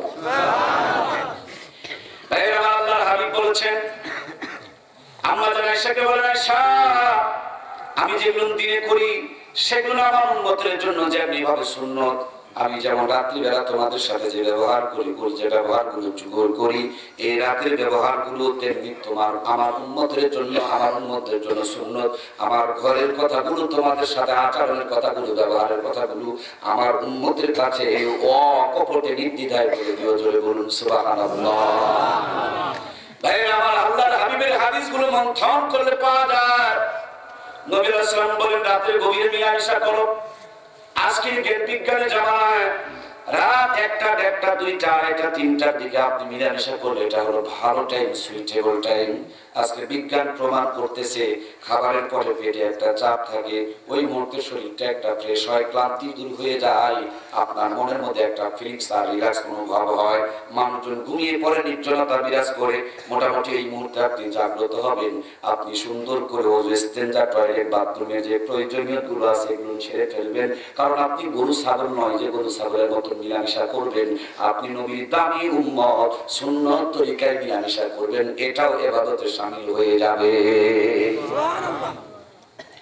আল্লাহর হাবিব বলেছেন, তুমি মেসওয়াক না করে নামাজ পড়লে যে সওয়াব পাবা, মেসওয়াক করে পড়বা, আল্লাহ 70 গুণ বেশি সওয়াব বাড়ায়া দিবে। এই জন্য নবী রাসূলের পকেটের মধ্যে মেসওয়াক সব সময় থাকতো। বিড়ি টানতে টানতে ঘুমাইছেন, রাতে 1:30টার সময় চেতন পাইছেন, জড়িয়ে ধরে জান জান বলতে শুরু করে দিয়েছেন। কিন্তু মুখের থেকে যে দুর্গন্ধ বের হচ্ছে, ভালোবাসা তো দূরের কথা, 190 স্পিডে ভালোবাসা পালিয়ে যাবে। কথা বলুন ঠিক কিনা? যেমন তেমন না, এটা ইবাদত। আপনি মেসওয়াক করেন, যদি আপনি ভদ্রতার জন্য ব্রাশ করেন আপত্তি নাই, এরপরে সুগন্ধি ব্যবহার করেন, নির্জনতার মধ্য দিয়ে আপনি আপনার বেগমের সঙ্গে মিলিত হন, সেখানেও আমার নবীর সুন্নতের দোয়া আছে না নাই? আমার আল্লাহুম্মা জান্নিবনা শাইতানা, বাকিটুকু বলবো না, ওটুকু সবাইকেই শিখতে হবে, জানতে হবে, মুখস্থ করতে হবে। কথা বলুন ঠিক কিনা? আমার দাদা দাদিকে বিয়ে করেছে, এই জন্য আমার বাপ হয়েছে। আমার বাবা আমার মার বিয়ে করেছে, এই জন্য আমি হয়েছি। আমি আমার স্ত্রীর সাথে মিলামেশা করেছি, তার জন্য আমার সন্তান হয়েছে। আজকে আমার হালাল সন্তান, বৈধ সন্তানকে বৈধ ভালোবাসা শিখাইতে হবে।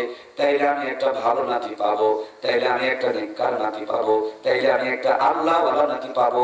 আমার সন্তানকে যদি আমি বৈধ ভালোবাসা শিখাইতে না পারি, আমার সন্তানের পেট থেকে লুচ্চা কুলুঙ্গা বাটপার মাখা নাতিগুলো জন্ম হইয়া বুড়া বয়সে আবার লাঠি ধরে, দাড়ি ধরে টানাটানি করবে। কথা বলেন ঠিক কিনা?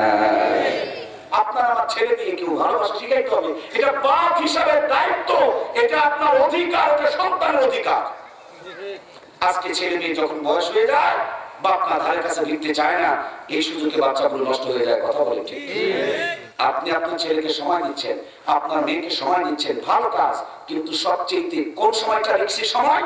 যে সময় আপনার সন্তানের বয়স 11 থেকে 12, 14, 18, 16, এই মুহূর্তটা হলো রিক্সি সময়, এই মুহূর্তটা হলো পিসির সময়। এই মুহূর্তটা চোখে চোখে রাখো, এই সময়টা পাশে পাশে রাখো, এই সময়টা কাছে কাছে রাখো। তোমার সন্তান যেন অ্যাক্সিডেন্ট না করে, পথভ্রষ্ট না হয়, নষ্ট কোনো জায়গায় না যায়, তার চরিত্রের ভিতরে যেন এইডসের কোনো ভাইরাস ঢুকে না পড়ে। কথা বলুন ঠিক? আমরা আমাদের কলিজার টুকরা সন্তানদেরকে এই মুহূর্তে পাশে পাশে কাছে কাছে রাখবো। আমাদের সন্তানদের কাছে এই দুনিয়াবি মরা এই কথাগুলো, আখিরাতের কথা, পরকালের কথা, জান্নাতি কথা, এগুলো অত্যন্ত প্রয়োজনীয় কথা। এই ভালোবাসাটা আমাদের সন্তানকে বুঝাইতে হবে। কথা বলুন ঠিক কিনা? নবী রাসূলের পরে সাহাবী, সাহাবীদের পরে তাবী। একজন দার্শনিক তাবী তার সন্তান বাবা চিঠি লিখতেছে, আব্বা আমার শরীরের ভিতরে নব যৌবন আসতেছে, কেন যেন আমার চেহারাটা অনেক সুন্দর হয়ে যাচ্ছে, আমার মোজ গাঁজাইতেছে, আমার দাড়ি গাঁজাইতেছে। কোন মেয়ে মানুষ দেখলে আগে তার কাছে যেতে মন চাইতো না, এখন দেখলেই যেন কাছে পেতে মন চায়। কি যেন আমার ভিতরে এরকম একটা দোলা খাইতেছে। বাবার কাছে সন্তান চিঠি লিখতেছে। সুবহানাল্লাহ বলে। আমাদের ছেলে মেয়ে যদি হতাম, আমরা মনে করতাম এটা বেয়াদব সন্তান, বাপ মাকে স্মরণ করে না। বাবা গ্রহণ করতেছে, মনোযোগ সহকারে চিঠি পড়তেছে। এবার ছেলের জন্য চিঠি লিখতেছে, বাবা এটার নাম হলো যৌবন। এই যৌবন আমার চাচা জানের কাছে এখন আর এটা এখন কিছুটা আমাদের কাছে আছে। আমাদের নব যৌবন ভাইদের কাছে এই যৌবনের বাতাস লাগতেছে। এই জন্য তাদেরকে এই মুহূর্তটা নিরাপত্তা দিতে হবে, কারণ যৌবনের মুহূর্তটা দামি মুহূর্ত। কথা বলুন ঠিক কিনা? আমার এই চাচু 2 রাকাত নামাজ পড়বে, উনি যতটুকু সওয়াব পাবে আমি 2 রাকাত নামাজ পড়বো। এই যুবকের নামাজ আর বৃদ্ধর নামাজ বলুন তো দেখি, 2 নামাজের মধ্যে পার্থক্য আছে না? আসমান জমিন পার্থক্য। শুধু উনিও মানুষ আমিও মানুষ। ওনার ভিতরে যৌবনটা কমে গেছে, আমার ভিতরে যৌবনটা একটু। দুইজনই যদি রাজনীতিতে যোগ দিতে যায়, আওয়ামী লীগের লোকজনরা ওনাকে আগে নিবে না আমাকে নিবে? কারণ ওনার ভিতরে সেই পরিমাণ যৌবন নাই যে পরিমাণ আমার ভিতরে আছে। বিএনপিরা একই অবস্থা করবে, জামাতে একই অবস্থা করবে। দুইজনে যদি চাকরি করতে যায়, ওনার আগে চাকরি হবে না আমার আগে, কারণ ওনার ভিতরে যৌবন নাই, আমার ভিতরে যৌবন আছে। তার জন্য যৌবনকে সবাই দাম দিতে চায়। যৌবনকে বুঝাইতেছে বাবা সন্তানকে, যৌবনকে বুঝাইতেছে বাবা। যার কেটলি তো দেখেছো, ওই কেটলির নিচে যখন তাপ দেওয়া হয়, আগুন জ্বালানো হয়, ভিতরে একটা বড় উঠে তাপ উঠে, এই বক করে একটা বাষ্প হয়, ভিতরে একটা তাপ হয়, স্পিড হয়। এই স্পিডটা যদি ওই কেটলির জকের পাইপের ভিতর দিয়ে তুমি টেনে বের করে নিতে পারো, এইটা দিয়ে তুমি বিমান আকাশে উড়াইতে পারবা, এইটা দিয়ে তুমি ফ্যাক্টরি চালাইতে পারবা। এই বাষ্পটা, এই স্পিডটার দাম অনেক বেশি। ট্রেনের ভিতরে আগুন জ্বলে, ভিতরে একটা স্পিড তৈরি হয়, বাষ্প তৈরি হয়। ওই বাষ্পকে কাজে লাগায় ট্রেনটা সামনে দৌড়ায় যায়। মোটরসাইকেলের ভিতরে পেট্রোল দিয়ে আগুন জ্বলে, ভিতরে একটা তাপ তৈরি হয়, বাষ্প তৈরি হয়, স্পিড তৈরি হয়। ওইটাকে কাজে লাগায় মোটরসাইকেল এত দ্রুত গতিতে উড়ে চলে যায়। যেই লোহা পানিতে ফেলে দিলে গলে যায়, সেই লোহার বিমান বানায় হাজার হাজার মানুষকে আকাশের মধ্যে নিয়ে উড়ে চলে যায়। ওর ভিতরেও আগুন জ্বলতেছে, আগুন জ্বলতেছে, একটা স্পিড তৈরি হয়েছে, বাষ্প তৈরি হয়েছে। যখন যৌবন ভিতরে আসে, সব কিছু ফুলতে থাকে, চেহারাটা তুলতে থাকে, সৌন্দর্য আসতে থাকে, সব কিছু ভালো লাগতে থাকে।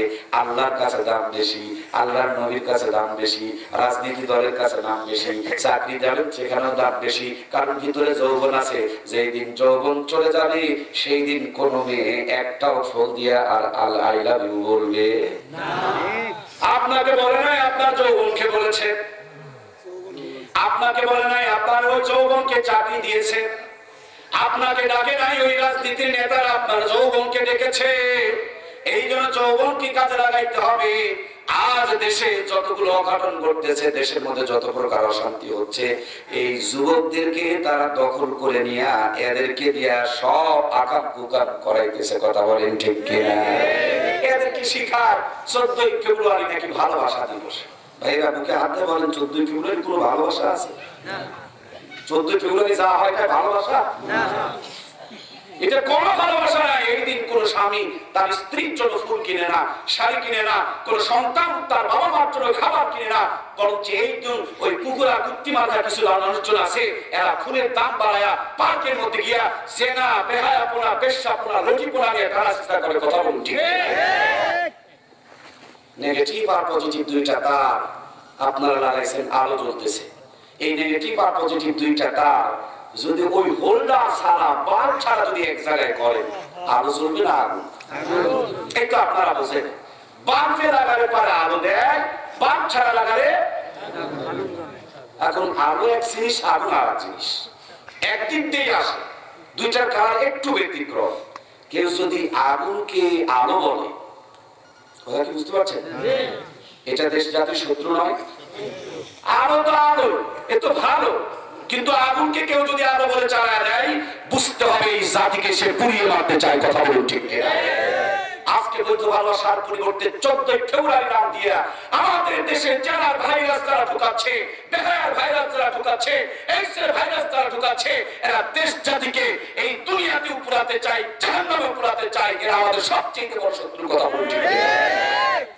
14 ফেব্রুয়ারি আপনার সন্তানকে আপনি কাছে রাখেন, মেয়েকে মা কাছে রাখেন, গল্প শোনান, ভালোবাসার গল্প শোনান। যেটা ভালোবাসা নয়, বিয়ের পরের বাসর ঘরের মধ্য দিয়া যেটা শুরু হয়, এইটাকে আল্লাহ তাআলা এবং আল্লাহ রাসূল ভালোবাসা বলে সম্মান দিয়েছেন, এটাকে ইবাদত হিসেবে ঘোষণা করেছেন। সুবহানাল্লাহ। ভাইরা আমার, বিবির সঙ্গে মিলিত হবেন। মিলামিশার পরে আপনাকে কি গোসল করতে হবে না? অনেক ডাক্তার ইঞ্জিনিয়ার আছে, গোসলের ফরজটাও যদি জিজ্ঞেস করেন গোসলের ফরজ কয়টা, কেউ বলবে 6টা, কেউ বলবে 9টা। যদি জিজ্ঞেস করেন গোসলের নিয়ত কি, কেউ কেউ বলবে 9 টন গোসলা, সাবান দিয়ে গোসলা। ওলামা হযরত আমার সামনে বসা, আপনাদের যে নদী আছে 9 টন গোসলা বলে সাবান দিয়ে গোসলা গোসলা যদি গায়ের চামড়াও তোলে, বন্ধু কিয়ামত যদি হয়ে যায়, বলুন তো দেখি আল্লাহর বান্দা কি পবিত্র হতে পারবে? না। পবিত্র যদি না হয়, ওই অবস্থায় ওযু করলে কি তার ওযু হবে? না। ওযু যদি না হয়, নাপাক যদি থেকে যায়, মসজিদে ঢুকলে নেকি হবে না গুনাহ? না। এই মুহূর্তে সেই যদি দোয়া করে রব্বানা যালামনা, দোয়া আল্লাহর কাছে যাবে না, বরঞ্চ ও যত দোয়া করবে বিপদ তত আরো বাড়বে।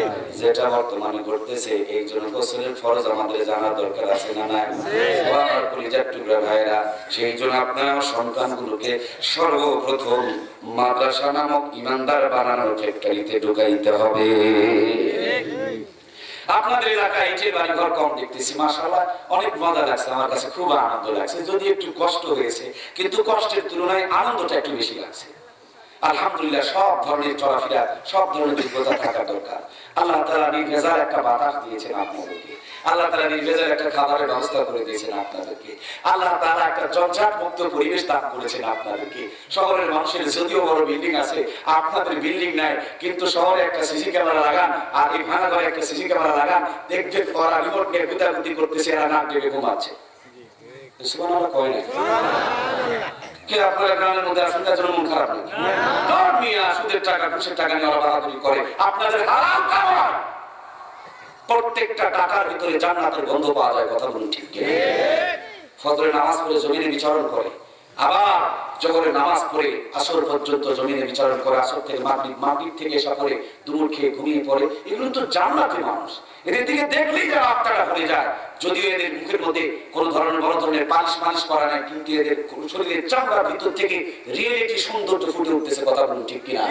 মেকআপ দেয়, মেকআপ তাদের ওজুর পানি, যে ওজুর পানি সম্বন্ধে আল্লাহর হাবিব সাল্লাল্লাহু আলাইহি ওয়াসাল্লাম বলছেন, নবীজি বয়ান করছেন, আমাদের পাশে থেকে শুনছেন, রাতে বলেন, ইয়া রাসূলুল্লাহ, কিয়ামতের দিন এত মানুষের ভিড়ে আপনি আপনার উম্মতকে কেমনে খুঁজে বের করবেন?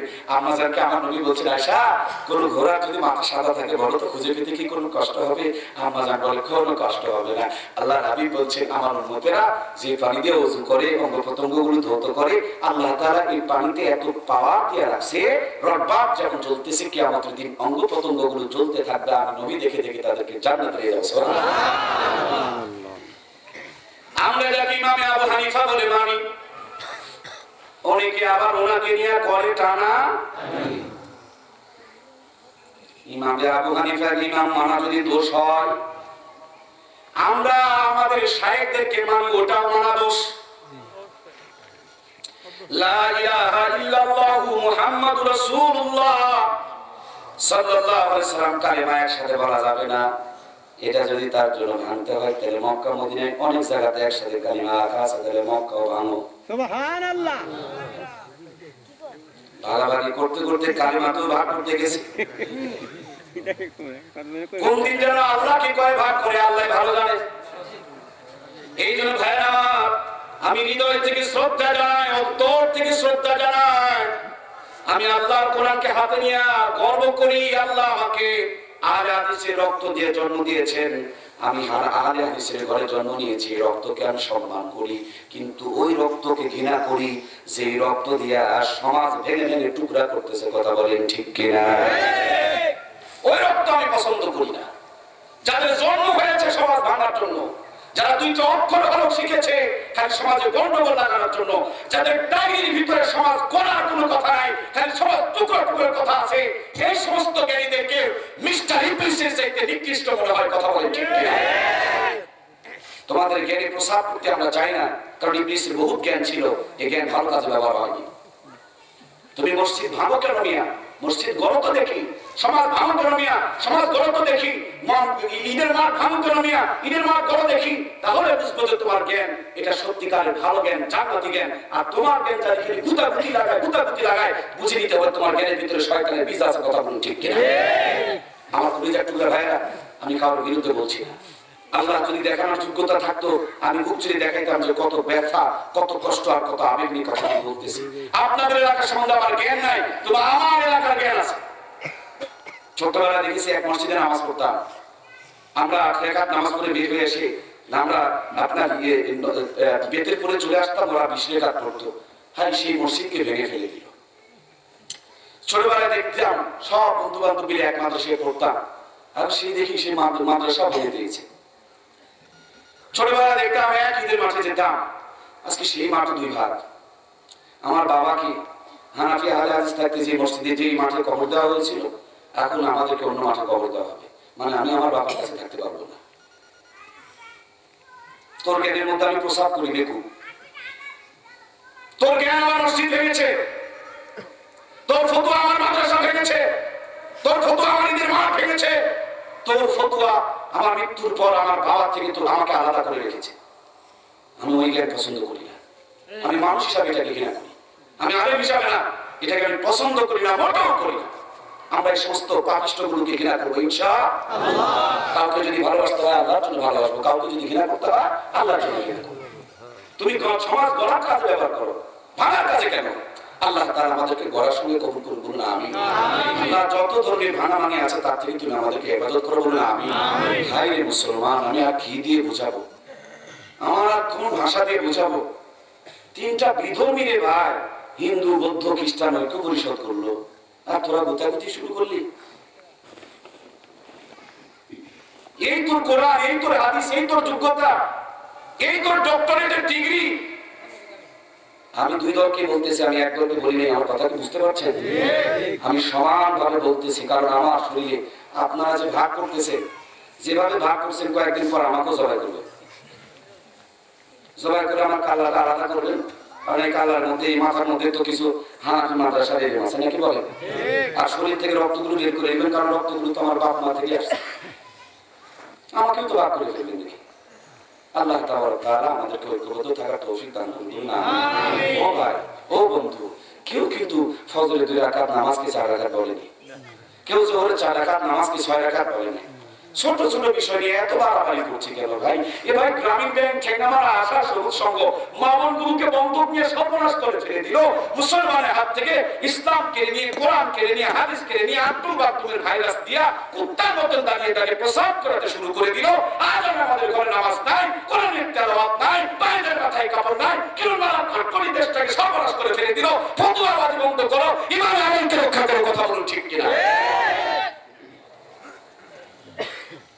সম্মানিত প্রান্তীয় ভাইয়া, এই রবিউল আওয়াল মাস নবীজি ভাঙতে এসেছিলেন না করতে? আমরা সেই নবীর উম্মত, আমরা ভাঙা সঙ্গে সঙ্গে না গড়ার সঙ্গে।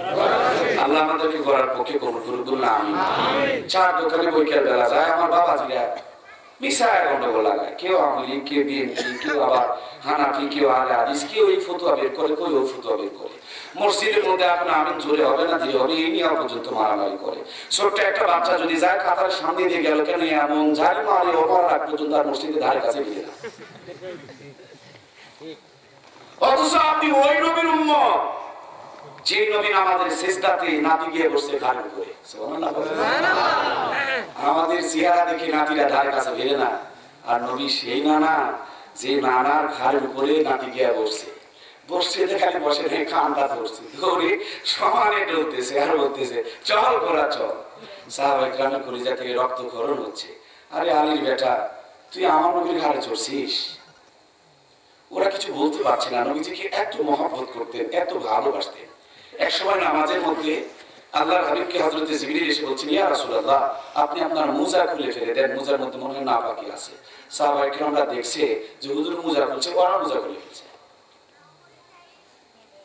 হুজুরের রওজার উপরে লেখা আছে যে তোমাদের আওয়াজ যদি আমার নবীর আওয়াজের চেয়ে উঁচু হয়, তোমাদের আমলগুলো বরবাদ করে দেব। সেই নবীর ওয়ারিসদেরকে এখন খালি যত যে পারে ঠাসতে। বাড়িতে বইয়ের বইয়ের কথা কয় না, কারণ উল্টা পাল্টা কথা বলে ঝাঁটা আছে না, কথা কয় না। ঝাড়া কোবা করবে, তার জন্য বাড়িতে কথা বের হয় না, মসজিদে এসে মাতাব্বরি করে এরকম লঙ্গি ফারাকি নেতা পাওয়া যায় না। বাবা রে বাবা, এদের যন্ত্রণা, মসজিদে যাওয়া বড় মুশকিল হয়ে যায়। ও আমার নবীর উম্মত, কলিজার টুকরা দিদি ভাইরা, একটু কান লাগান। আমার নবী ভাঙতে এসে নাই, করতে এসেছেন। আমার ভাইরা নবীজির নাতি কাদের মধ্যে বসে বসে কান টানতেছে। ওমর নামক একজন সাহাবী ছিল, না মনে আছে না নাই? বড়ই রাগী মানুষটা ছিলেন। আমার নবীকে কেউ যদি একটু আঙুল উঁচু করে কথা বলতেন, ওমর সহ্য করতে পারত না। তাকিয়ে দেখেন আমার নবীজির কান ধরে টানতেছে, ঘোড়া ঘোড়া বলে ডাকতেছে। হযরত ওমর তো খান খান হয়ে যাচ্ছে, কিন্তু নবীর সামনে তো জোরে কথা বলা যায় না। আল্লাহ ডাকতে বলে, জিবরিল রে, আমার বন্ধুরে বলে দে, বন্ধু যেন আমাদের সিজদাটা লম্বা করে। আল্লাহ রাব্বুল আলামিনের পক্ষ থেকে জিবরাইল আমিন এসে বলছে, নবীজি গো, আপনি নামাজের সিজদা লম্বা করেন। আপনার নাতি কানের মধ্যে বসিয়ে আপনাকে ঘোড়া বানিয়েছে। আল্লাহর কাছে এই দৃশ্যটা দেখে বড় ভালো লেগেছে। ও আমার কলিজার টুকরা প্রিয় ভাইরা, সেই নবীর উম্মত আজকে গোটা দুনিয়াতে মার খায় শুধু একটাই কারণ, এই নবীর উম্মতের মতো কোনো ঐক্য নাই। আপনি কোরআনের আয়াত পড়েন, আয়াত পড়েন, কিন্তু সে আয়াতই চোখে পড়ে না। আল্লাহ কত সুন্দর করে বলেছেন, ওয়াতাসিমু বিহাবলিল্লাহি জামিআও ওয়ালা তাফাররাকু, পরস্পর বিচ্ছিন্ন না হইয়া আমি আল্লাহর রুজুকে শক্ত করে মজবুত করে ধরো। আপনি বহুত হাদিস মুখস্থ করেছেন, আপনি এই ছোট্ট হাদিসটা মুখস্থ করতে পারেন নাই। আল গিবাদু আশাদ্দু মিনাল জিনা, আল ফিতনা আশাদ্দু মিনাল কতল। ফিতনা করা, গীবত করা, মানুষ হত্যা করা, জিনা করা চাইতে ভয়াবহ গুনাহ। এখন আমরা হাদিস কোরআনের আলোচনার মধ্য দিয়া এই ভয়াবহ গুনার মধ্যে লিপ্ত আছি। কথা বলুন ঠিক কিনা? সম্মানিত প্রাণপ্রিয় ভাই আমার, আপনি আপনার হালাল বিবির সঙ্গে মিলামিশা করে গোসল করবেন। এখানেও নবীর সুন্নত তরিকা আছে। গোসলের মধ্যে ফরজ হলো তিনটি, ভালো ভালো কুলি করা, নাকের নরম জায়গা পর্যন্ত পানি পৌঁছানো, গোটা শরীরকে সুন্দরভাবে ধৌত করা। নদীর পানি যদি হয় গোসল করার মাসআলা এক মতন, টেপের পানি যদি হয় গোসল করার মাসআলা আরেক মতন। আপনি খোলা পানি, বালতির পানি থেকে যদি গোসল করেন তার মাসআলা হবে আরেক মতন। আপনার কাপড় যদি নাপাকি লেগে থাকে সেটা পরিষ্কার করার মাসআলা আরেক মতন। আগে ভিতরের বাহিরের পবিত্রতা অর্জন করতে হবে, তারপর ভিতরের পবিত্রতা অর্জন করতে হবে। যে লোকটার ভিতর পবিত্র, বাহির পবিত্র, ওই লোকটা যখন নামাজে দাঁড়াবে ওর নামাজে তৃপ্তি, শান্তি আর মজা আসতে শুরু করে দিবে। হযরত আলী নামাজে দাঁড়িয়েছেন, সাহাবায়ে কেরামরা টান দিয়া পা থেকে তীর বের করে নিয়ে এসেছেন। শুধু তীর নয়, তীরের সাথে একটা গোশতের টুকরা পর্যন্ত খুলে এসেছে। যে আলীর ব্যথায় সবাই কাতর হয়ে গেছিল, চিৎকারে সবাই পেরেশান হয়ে গেছিল।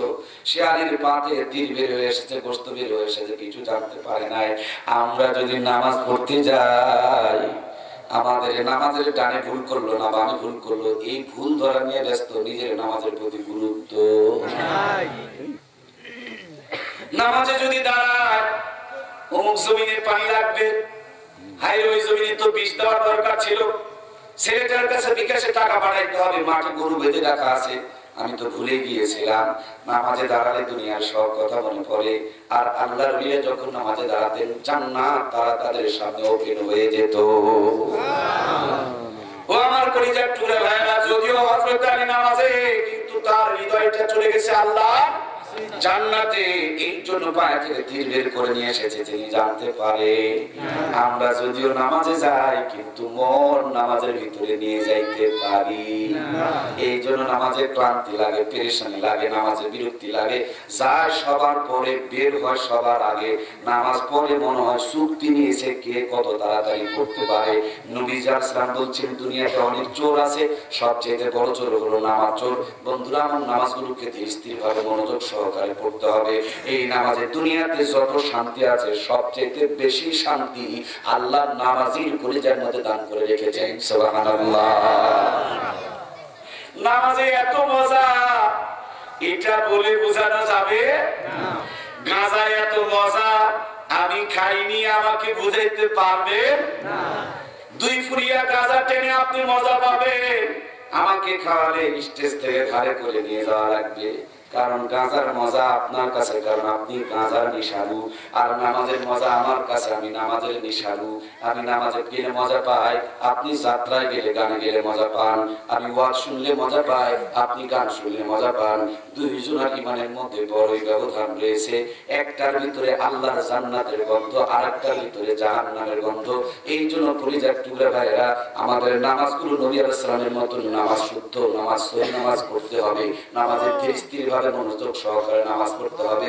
মুসলমানের জিন্দেগি এ টু জেড পুরা জিন্দেগি নবীর আদর্শ অনুযায়ী যদি চলাইতে পারি, প্রত্যেকটা জিন্দেগি প্রত্যেকটা কর্ম এক একটা করে ইবাদত হিসাবে গণ্য হয়ে যাবে।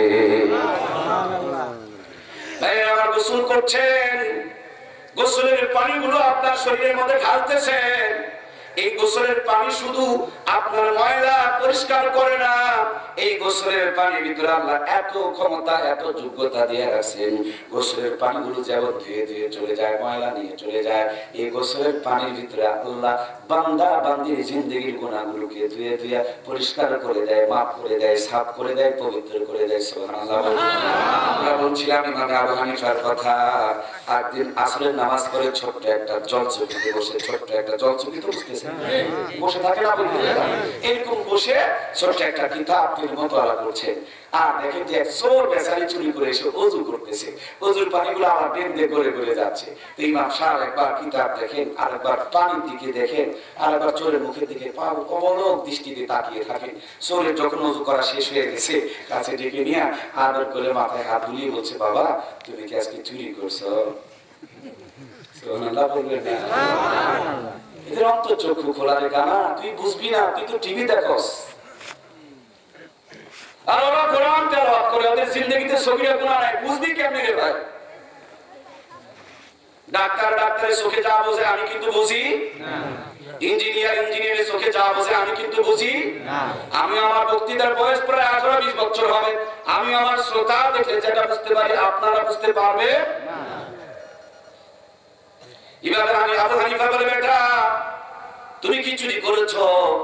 চোর তো হতভম্ব হয়ে গেছে। যত বড় নেতা হোক না কেন, ইমানের কাছে ফিউজ, কথা বলেন ঠিক? ও জড়সড় হইয়া মমের মতন গলে গিয়ে ডাকতে বলে, হযরত আমি যে চুরি করেছি আপনি বুঝলেন কেমনে? আল্লাহর ওলি ডাকতে বলে, বাজান কেউ যদি সরিষার তেল ব্যবহার করে, কেরোসিনের তেল ব্যবহার করে, তারপরে যদি পানি দিয়ে ধৌত করে, বন্তরে বেটা বল সরিষা আর কেরোসিনের তেল কি পানির উপর দিয়ে ভেসে ভেসে যাবে না? আল্লাহর বান্দা চোখের পানিগুলো যেন অশ্রু গড়ে গড়ে গড়ে গড়ে পড়ছে, আর বলছে, হযরত অবশ্যই গড়ে গড়ে যাবে। মহব্বত ভরা করত ভরা অন্তরে কলিজার মধ্যে টেনে নিয়ে বলে, বাজান তুমি চুরি করেছো, নিশ্চয়ই চুরির একটা গুনাহ আছে। আল্লাহ তাআলা ওযুর বিধান করে দিয়েছে, এই ওযুর পানির ভিতরে একটা পাওয়ার আছে, বরকত আছে। ও ভাই, মোবাইলের মতন সাবানের ঢিমাটাও দেখা যায়, ঘষা দিলে ময়লাগুলো উঠে যায়। সাবানের মধ্যে যদি পাওয়ার থেকে ময়লা দূর করতে পারে, ওযুর পানির ভিতরে পাওয়ার আর শক্তি দান করেছেন কে? আমার প্রাণপ্রিয় ভাইরা, আল্লাহর নবী বুকে টেনে নিয়ে বলেন, বাজার তুমি চুরি করেছো, গুনাহ হয়েছে। আর ওযু করতেছো, ওযুর পানির উপর দিয়ে তোমার চুরি করার গুনাহগুলো ভেসে ভেসে যাচ্ছে। আমাদের চোখটা যদি ওরকম ভালো চোখ হইতো আমরাও দেখতে, আমাদের মুখটা যদি ওরকম কোরআন তেলাওয়াত করা আর জিকির করা দরুদ পড়া মুখ হইতো, আমরাও ওই স্বাদ আর মজা কোরআন পড়ে পড়ে শান্তি পেতাম। কথা বলে,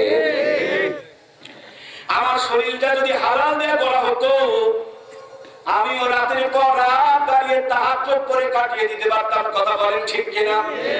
এই জন্য কলিজার প্রিয় ভাইয়েরা, হারামের প্রতিযোগিতা নয়, বড় বিল্ডিং এর প্রতিযোগিতা নয়, বেশি জমির প্রতিযোগিতা নয়, বেশি টাকার প্রতিযোগিতা নয়। প্রতিযোগিতা করতে হবে ইমানের মান বাড়ানোর জন্য, প্রতিযোগিতা করতে হবে আমলের মান বাড়ানোর জন্য, প্রতিযোগিতা করতে হবে হালাল খাওয়ার জন্য। আল্লাহ ওই প্রধানমন্ত্রীর কাছের মানুষ থেকে নিয়ে এমপি মন্ত্রী কতগুলো যে পকেটের মধ্যে আছে আমি নিজেও হিসাব জানি না। আমি তাদের খবর জানি, আবার ভাঙা ঘর পুরার ঘরের মধ্যে যারা থাকে এদের খবর জানি। আমি সারাটা দেশ খুঁজি আর খালি গবেষণা করি, রিসার্চ করি। আমি দেখেছি কোটিপতির ঘরে শান্তি, আমি দেখেছি পুরা ঘরের মধ্যে শান্তি।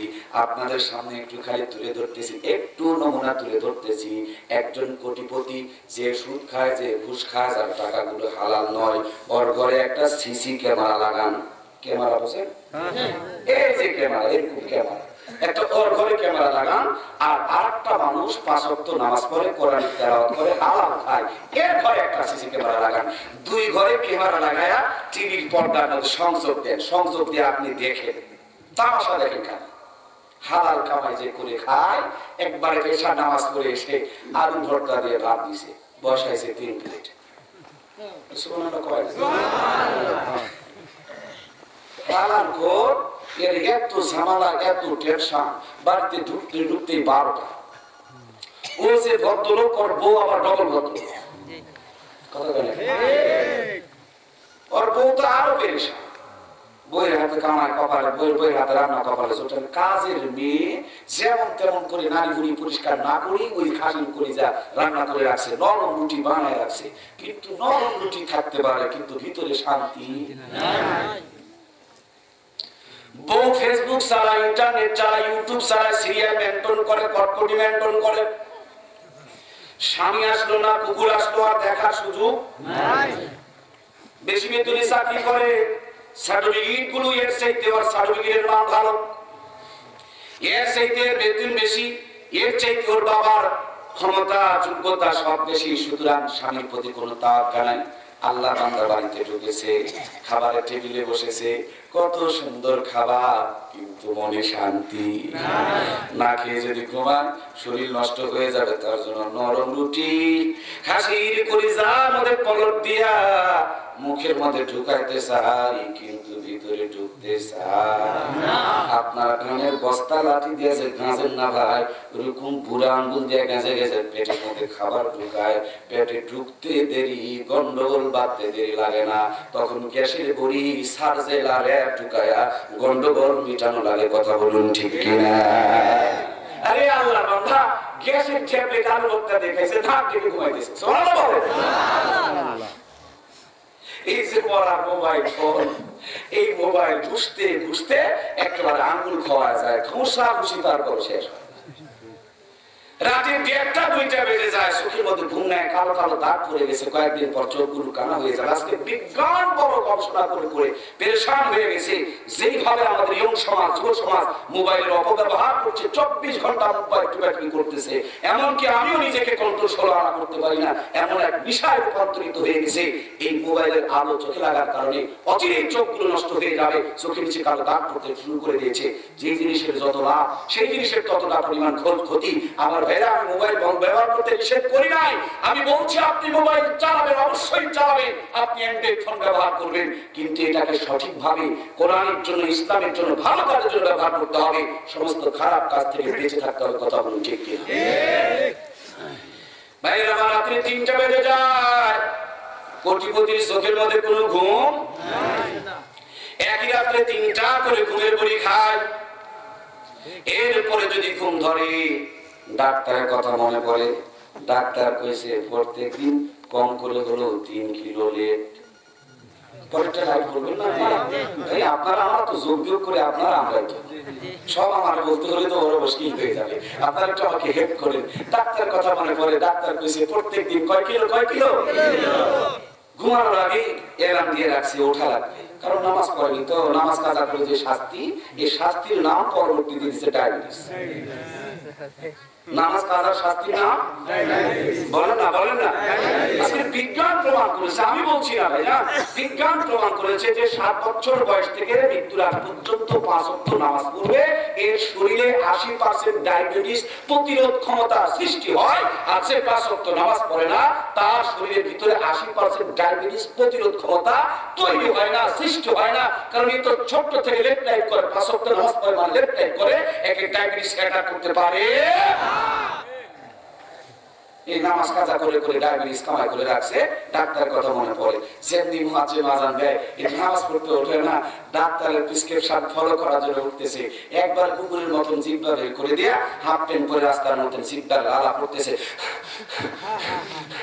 মানে এই 7 বছর বয়স থেকে নিয়ে 40 বছর পর্যন্ত নামাজ কাজা করছে, এটা যোগ বিয়োগ করে ক্যালকুলেশন করে দেখবেন, ডাক্তার যে তাকে 3 কিলো 5 কিলো যে লেপ্লাই করতে বলে, যোগ বিয়োগ করে দেখবেন নামাজ কাজা করার পরিমাণে যে পরিমাণ সময় লস করছে, যে পরিমাণ লেপ্লাই লস করছে, ওটাই যোগ বিয়োগ করে শেষ বেলা ডাক্তার গান চালাইছে।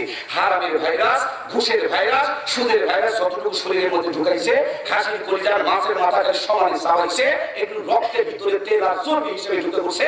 ডাক্তার কইছে যদি বাঁচতে চাও পেটা যাহারা ঢুকাইছে ওগুলো সব বের করে দাও।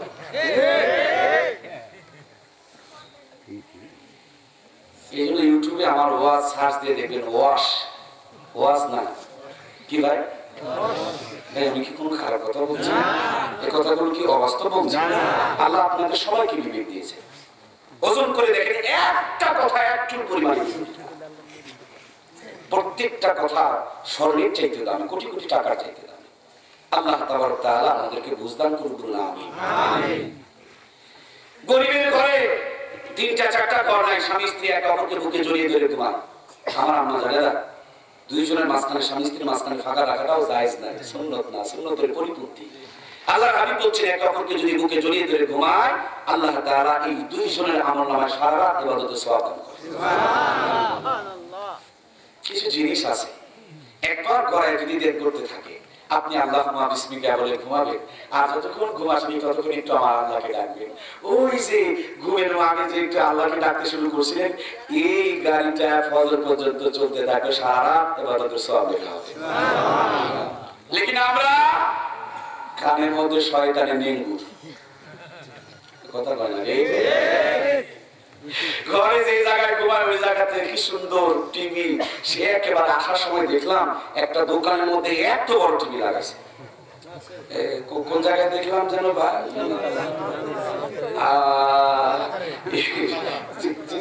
ওই যে ওইখানে রাস্তার বড় এই বিশাল বড় টিভি। আমি দোকানটা দিকে একটু আবার গাড়িতে আসার মধ্যে দিয়ে দেখলাম যে দোকানটা 3 বার বিক্রি করলেও টিভি দাম হবে না, এমন জায়গায় টিভি লাগাইছে, যতক্ষণ ঘুমায়নি ততক্ষণ পর্যন্ত টিভি দেখতেছে, ও ঘুমাইতেছে টিভির গুণা চলতেছে। কথা বলে এই ঘুমাইতেছে কিন্তু কানের মধ্যে শয়তানের নিঙ্গুল লাগানো আছে, মোবাইল বন্ধ করার খবর নাই। আজকে আমরা সদকায়ে জারিয়া নেকির পরিবর্তে সদকায়ে জারিয়ার পরিবর্তে গুনাহে জারিয়া হইতেছে। কথা বলুন ঠিক কিনা? আমার প্রাণপ্রিয় ভাইরা, আপনি আপনার হালাল বিবিকে বুকে জড়িয়ে ধরে ঘুমাবেন। শোনেন, মন খারাপ করবেন না, মাইন্ডের মধ্যে নিবেন না। আজকে বিজ্ঞান প্রমাণ করেছে, যারা বিবাহ করেছেন কানে লাগান ভাইরা, আমার কথাটা একটু কানে নেন। আপনি যখন সংসারে, কর্মে, চাকরিতে, ব্যবসাতে, রিক্সা চালাতে, ধান কাটার জন্য বাইরে যাবেন, যদি পারেন যাওয়ার আগে বিবির সঙ্গে কোলাকুলি করবেন। দুইজনের কলিজার মধ্যে যে মহব্বত আর ভালোবাসা, আল্লাহ ম্যাগনেটিক নেগেটিভ আর পজিটিভের যে চুম্বকটা লাগায় রাখছে, লাল তার আর কালো তার লাগায় দিলে মোবাইলে যদি চার্জ হয়, ব্যাটারিতে যদি চার্জ হয়, একে অপরকে 1 থেকে 13 মিনিট বুকে জড়িয়ে ধরে থাকবেন। আপনার সারাদিনে কাজ করার পরিমাণ, যেই পরিমাণ ক্যালোরি লাগবে, ক্যালসিয়াম লাগবে, আয়রন লাগবে, মিনারেল লাগবে, শক্তি লাগবে, পাওয়ার লাগবে, চার্জ লাগবে, একে অপরকে বুকে জড়িয়ে ধরে থাকলে আল্লাহ শরীরের মধ্যে ওই এনার্জি আর শক্তি দান করে দিবে। সারাদিন মোবাইল চালিয়ে আমরা আবার চার্জ দিই, বাসায় ঢুকে আপনি আপনার হারাম বিবিকে বুকে জড়িয়ে ধরবেন, এটা সুন্নাত। সুবহানাল্লাহ। আমরা দুনিয়ার সবাইকে সালাম দেই, কিন্তু বাড়িতে সালাম দিতে হাই সালাম, আসসালামু আলাইকুম হুজুর, আসসালামু আলাইকুম, কিন্তু সাকে দোয়া করতেছেন আপনার প্রতি রহমত বর্ষিত হোক, হুজুরের প্রতি রহমত বর্ষিত হোক। আপনার ছেলের জন্য দোয়া করবেন না? আপনি আপু বলে বুকে জড়িয়ে ধরে আসসালামু আলাইকুম। আপনার স্ত্রীকে আপনি বুকে জড়িয়ে ধরে আসসালামু আলাইকুম। আপনি আপনার মাকে বুকে জড়িয়ে ধরে মা কপালে চুমু খান, আসসালামু আলাইকুম। আল্লাহ তাআলা কি একটা জান্নাতি সংসার, জান্নাতি পরিবেশ, জান্নাতি একটা দুনিয়া আল্লাহ তাআলা উপহার দান করবেন। সুবহানাল্লাহ। আজকে সেগুলোকে বাদ দিয়া মডেল হইছে খ্রিস্টানের মতন, নাস্তিকের মতন, মুনাফিকের মতন, আর বেঈমানের মতন। ঠোঁটের মধ্যে লিপস্টিক লাগাইছে, স্বামী যদি ডাকে জরিনা, জি আসছি, ঠোঁট যেন জোড়া না। অথচ এই আদর্শ মুহাম্মদ রাসূলুল্লাহ সাল্লাল্লাহু আলাইহি ওয়াসাল্লামের হওয়ার কথা ছিল। আমার ভাইরা, আলোচনা হচ্ছিল ওই হারামের মধ্যে কোনো বরকত নাই। হালাল যদিও আলু ভর্তা, কিন্তু এর মধ্যে বরকত দিয়ে রাখছে কে?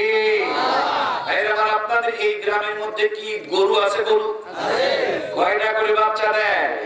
মাত্র একটা করে বাচ্চা দেয়। আপনারা তো নিশ্চয় কুকুর ছিলেন, কুকুর ছিলেন, 5টা 7টা করে বাচ্চা দেয়। হিন্দুদের বাড়িতে শুকুর নামক একটা প্রাণী আছে, এটা 12টা 14টা পর্যন্ত বাচ্চা হয়। যে পরিমাণ গরু জবাই করে খায়, ওই পরিমাণ কুকুরের কি ব্যবহার হয় না? ঈদে তো গরু জবাই করার একটা ধুম করে যায়। এরপর গোটা দেশ যদি খুঁজে খুঁজে দেখেন, আমার মাতৃভূমি বাংলার জমিনে যেখানে গরু জবাই করে খাওয়া হয়, এখানে গরু একটা করে বাচ্চা দেয়, তারপরে গরুই বেশি হবে কুকুর আর শুকুরের চাইতে, ঠিক কিনা? আমাকে আল্লাহ যতটুকু জ্ঞান দিয়েছেন, বুদ্ধি দিয়েছেন, বিবেক দিয়েছেন, আকল দিয়েছেন, এই জ্ঞান আর বুদ্ধি বিবেক আকল কাজে লাগায়া যোগ বিয়োগ করে দেখেছি গরু আর কুকুরে, গরু আর শুকুরের পার্থক্যটা কোন জায়গায়। আমি যোগ বিয়োগ করে দেখেছি গরু নামক আল্লাহর নিয়ামত প্রাপ্ত প্রাণীটা হলো হালাল, আর কুকুর আর শুকুর নামক আল্লাহর ওই প্রাণী দুইটা হলো হারাম। হালাল একটা করে দেয়, হালাল এত খাই, তারপরে হালালেই বরকত আছে, হারামে কোনো বরকত নাই। ওই সুদখোর ঘুষখোর টাকাগুলো হালাল না, এই জন্য তাদের জিন্দেগিতে কোনো বরকত, তাদের ঘুমের মধ্যে কোনো শান্তি, স্বামী স্ত্রীর মধ্যে কোনো মহব্বত, ছেলে মেয়ের মধ্যে কোনো ভালোবাসা, ওদের খাবারের মধ্যে কোনো শক্তি, এনার্জি, যোগ্যতা। এরা আলু ভর্তা খায়, তারপর মাটি কেটে বেড়ায়। আমরা খাসির কলিজা খাই, তারপর পেটের যন্ত্রণায় নড়াচড়া মুশকিল হয়ে যায়, কথা বলে। এরা আলু ভর্তা খায়, তারপরে বাড়িতে গিয়ে দেখেন 3টা বাচ্চা। ওরা খাসির কলিজা খায়, তারপরে 1-2টাও বাচ্চা নাই। এদের 14 গোষ্ঠী আমার ভাইরা কোনো ঔষধ বলি নাম বলতে পারে না। আমাদের লেপ খেতা তুলে দেখেন, খালি খাম দর্দের হার বলে ঔষধ, তারপর বাচ্চা হতে চায় না। তার মানে পাওয়ারটাও পর্যন্ত এই হারামে নষ্ট করে দেয়, কথা বলুন ঠিক কিনা? আমার ভাইরা, আপনারা কৃষক মানুষ, আপনাদেরকে বোঝানোর জন্য বলছি, আপনারা ধান লাগান না? কিছু ধান যদি গাছের ছায়ায় থাকে, দেখবেন পাতাগুলো বড় বড়, দেখবেন একটু হোমরা সোমরা, ঘুষখোরদের মতন, কথা বলেন। এদের মোষ বড়, ঘুড়ি বড়, কিন্তু আসলে কামের বেলায় বড় নয়। আর যারা হালাল খায়, এরা ওই ধানের মতন টিক টিক করে লাল টিকটিকা ধান, প্রত্যেকটা 16 আনা দানা। এদের জিন্দেগি হালাল জিন্দেগি, এদের জিন্দেগি পবিত্র জিন্দেগি, এদের জিন্দেগি হাড় ভাঙ্গা খাটির জিন্দেগি। এদের ঘুমের মতো শান্তি, পরিবারের শান্তি। কালো বউ তাও বুকে জড়িয়ে ধরে ঘুমায়, আর ওর ভালো বউ মানুষের সাথে ভালোবাসা করে বেড়ায়। এর অপ্রশিক্ষিত সন্তান বাবা মার পায়ে সালাম করে, আর ভদ্র সন্তান ফেন্সিডিলের জন্য টাকা চায়। এর ভাঙা পুরা ঘর, জানালার বাতাস দিয়া এসির চাইতে ঠান্ডা, হৃদয় ঠান্ডা, আত্মা ঠান্ডা, কলিজা ঠান্ডা। আর ওর 10 তলা বিল্ডিং, এসি দেওয়ার ভিতরে বাড়ি ঠান্ডা, কিন্তু কলিজার মধ্যে দাও দাও করে আগুন জ্বলে। এসির বাতাস দিয়ে বাড়ি ঠান্ডা করতে পারো, বাবার ভিতর ঠান্ডা করা যায় না। হালাল কামাই যদি করো, বেড়া ঘরের ভিতরেও জান্নাতের শান্তি দান করবেন কে? আল্লাহ। স্বল্প পরিসরে আপনাদের খেদমতে 2টা কথা আমি বোঝানোর চেষ্টা করছিলাম। এই দুনিয়াতে শান্তি যদি পেতে হয়, মাত্র রাস্তা আমাদের জন্য 2টা, কিতাবুল্লাহ ওয়া সুন্নতি রাসূলুল্লাহ।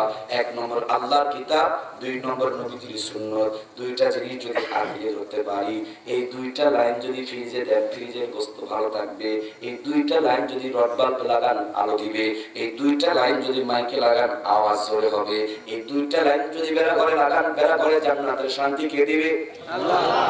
এই 2টা লাইন যদি সন্তানের ভিতরে লাগান, বুড়া বয়সেও আপনার সেবা যত্ন আল্লাহর হুকুমে, আল্লাহর বিধানেই করবে, কথা বলে। এই 2টা লাইন যদি আপনি আলুর ভর্তার ভিতরে বিসমিল্লাহ বলে আলু ভর্তা করেছে, খালাম্মা বিসমিল্লাহ বলে আলু ভর্তা করেছে, খালু বাবা বিসমিল্লাহ বলে আলু ভর্তা দিয়ে খেতে শুরু করেছে, লোকের চাটকি দিয়ে যেন 3 প্লেট ভাত কোন দিক দিয়ে উঠে চলে গেছে। তার মানে বিসমিল্লাহর মধ্যে আল্লাহর জান্নাতের বরকত আল্লাহ সেটা করে রেখেছে, কথা বলুন ঠিক? এখন আমাদের চোখের মধ্যে পর্দা পড়ে গেছে, বলা কথা, যারা জাহান্নামা কাসীরাম মিনাল জিন্নি ওয়াল ইনস লাহুম কুলুবুন লা ইয়াফকাহুনা বিহা ওয়া লাহুম আ'য়ুনুন লা ইবসিরুনা বিহা ওয়া লাহুম আযানুন লা ইয়াসমাউনা বিহা উলাইকা কাল আনাম বাল হুম আদাল উলাইকা হুমুল গাফিলুন। আল্লাহ রাব্বুল আলামিন বলছেন, আমি অনেক সংখ্যক জিন আর ইনসানকে সৃষ্টি করেছি জাহান্নামে দেওয়ার জন্য। লাহুম কুলুবুন লা ইয়াফকাহুনা বিহা, তাদেরকে বিবেক দিয়েছিলাম, বুঝে ওরা বুঝে নাই। তাদেরকে কান দিয়েছিলাম, শোনার পর বেকুবেরা শোনে নাই। তাদেরকে চক্ষু দিয়েছিলাম, দেখার পরও তারা দেখে নাই।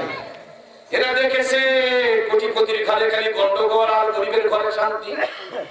এরা দেখেছে ওরা খাসির কলিজা 2 রুটি তাও হজম করতে পারে না, এরা আলু ভর্তা দিয়ে 3 প্লেট বসায়, দেখেন না? তারপরও তারা ঘুষের প্রতিযোগিতা, সুদের প্রতিযোগিতা, হারামের প্রতিযোগিতা করেছে। আল্লাহ বলছেন বানহুম আদল, এরা হলো গরু ছাগলের মতো নিকৃষ্ট। আল্লাহ বলেন উলাইকা হুমুল গাফিলুন, তার চাইতে এরা নিকৃষ্ট, অতলে তলিয়ে গেছে। আমার কলিজার টুকরা ভাইরা, এইজন্য আজকের সংক্ষিপ্ত পরিবেশে এই রবিউল আউয়াল মাসে আপনাদের কোরআনুল কারীমের মাহফিল থেকে আমার পক্ষ থেকে একটাই মাত্র আপনাদের সামনে রাস্তা, একটা হলো কোরআন আর একটা হলো সুন্নাত। দুইটা জিন্দেগিতে লাগান, ভাঙা ঘরে লাগাবেন জান্নাতের শান্তি, মসজিদে লাগাবেন জান্নাতের শান্তি, জমিনে লাগাবেন জান্নাতের শান্তি, জিন্দেগি লাগাবেন জিন্দেগিতেও শান্তি, ছেলের মধ্যে লাগাবেন সেখানেও শান্তি, মেয়ের মধ্যে লাগাবেন ওখানেও শান্তি, স্ত্রীর মধ্যে লাগাবেন সেখানেও শান্তি। এই জন্য সংযোগ লাগাতে হবে কোরআন আর হাদিসের সঙ্গে, কথা বলুন ঠিক কিনা? আমরা সংযোগ লাগিয়েছি ভারত আর আমেরিকার সাথে। ওরা যেমনি খাট বানায় আমরা তেমনি বানাই, ওরা যেমনি চুল বাঁধে আমাদের মায়েরাও তেমনি, ওরা কোটকুটি করে আমাদের মায়েরাও। কয়েকদিন আগে ওরা সসপাই জামা বের করলো, আমার মায়েরা ওটাই ধরলো।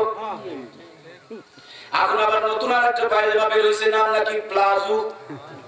একই পায়জামার মধ্যে 18-20 জন ঢোকা যায়, কথা বলে না?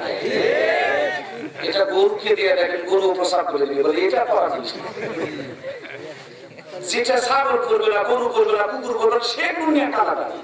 এখন মানুষ যে পশুকেও হার বানিয়েছে, এটা ফুটে উঠতেছে, কথা বলো ঠিক কিনা? পশু তার ইজ্জত ঢাকে না, এখন মানুষও ঢাকতে শুরু করে না। পশু বসে প্রসাব করে না, মানুষও প্রসাব করে না। আরে মানুষ, যার ভিতরে হুঁশ আছে তাকে মানুষ বলে, যার ভিতরে হুঁশ নাই এটা যতই মানুষের মতন দেখা থাকে আসলে মানুষ না। যদি মানুষ হইতো তাহলে একটা জিন্দা মানুষকে 5 ঘন্টা পিটিয়ে তার মারতে পারতো না।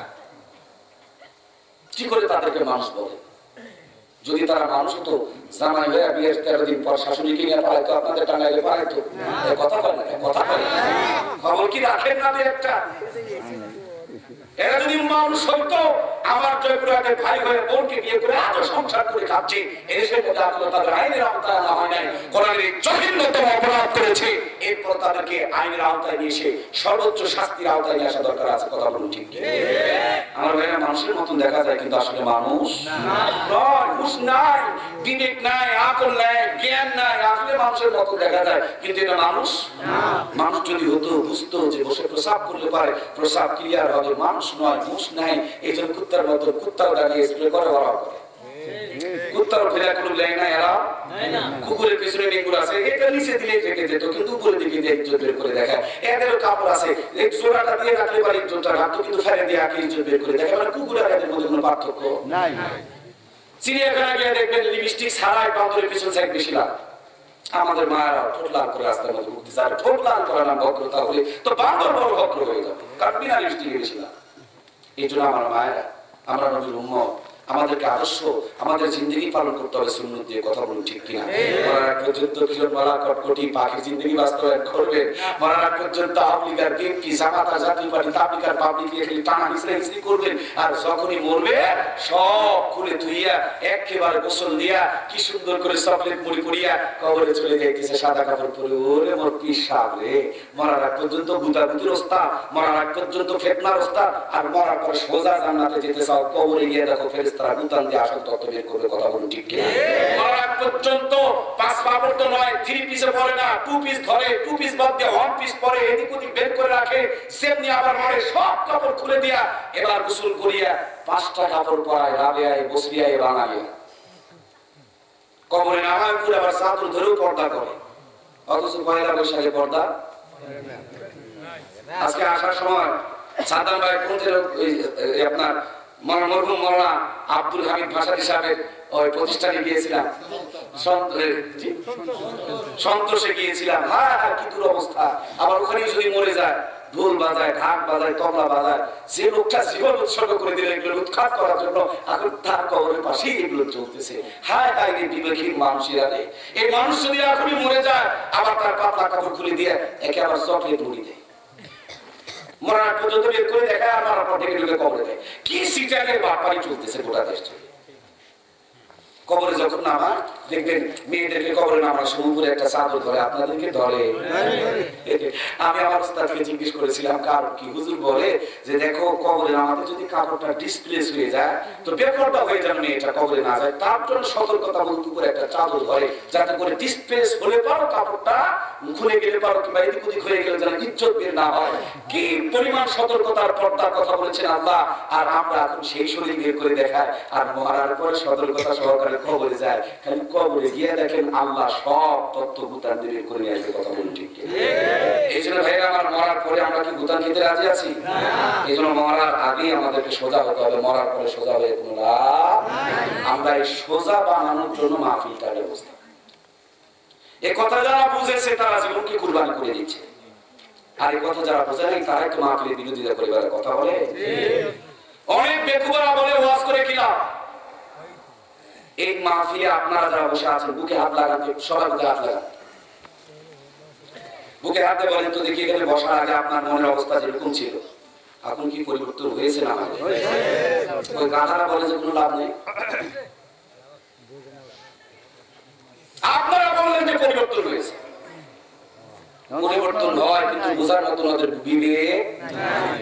আমার ভাইরা, এই জমিনে আগে বিঘায় 5 কেজি সার দিলে পরে ধান হতো, এখন 5 ধারা দেওয়া লাগে।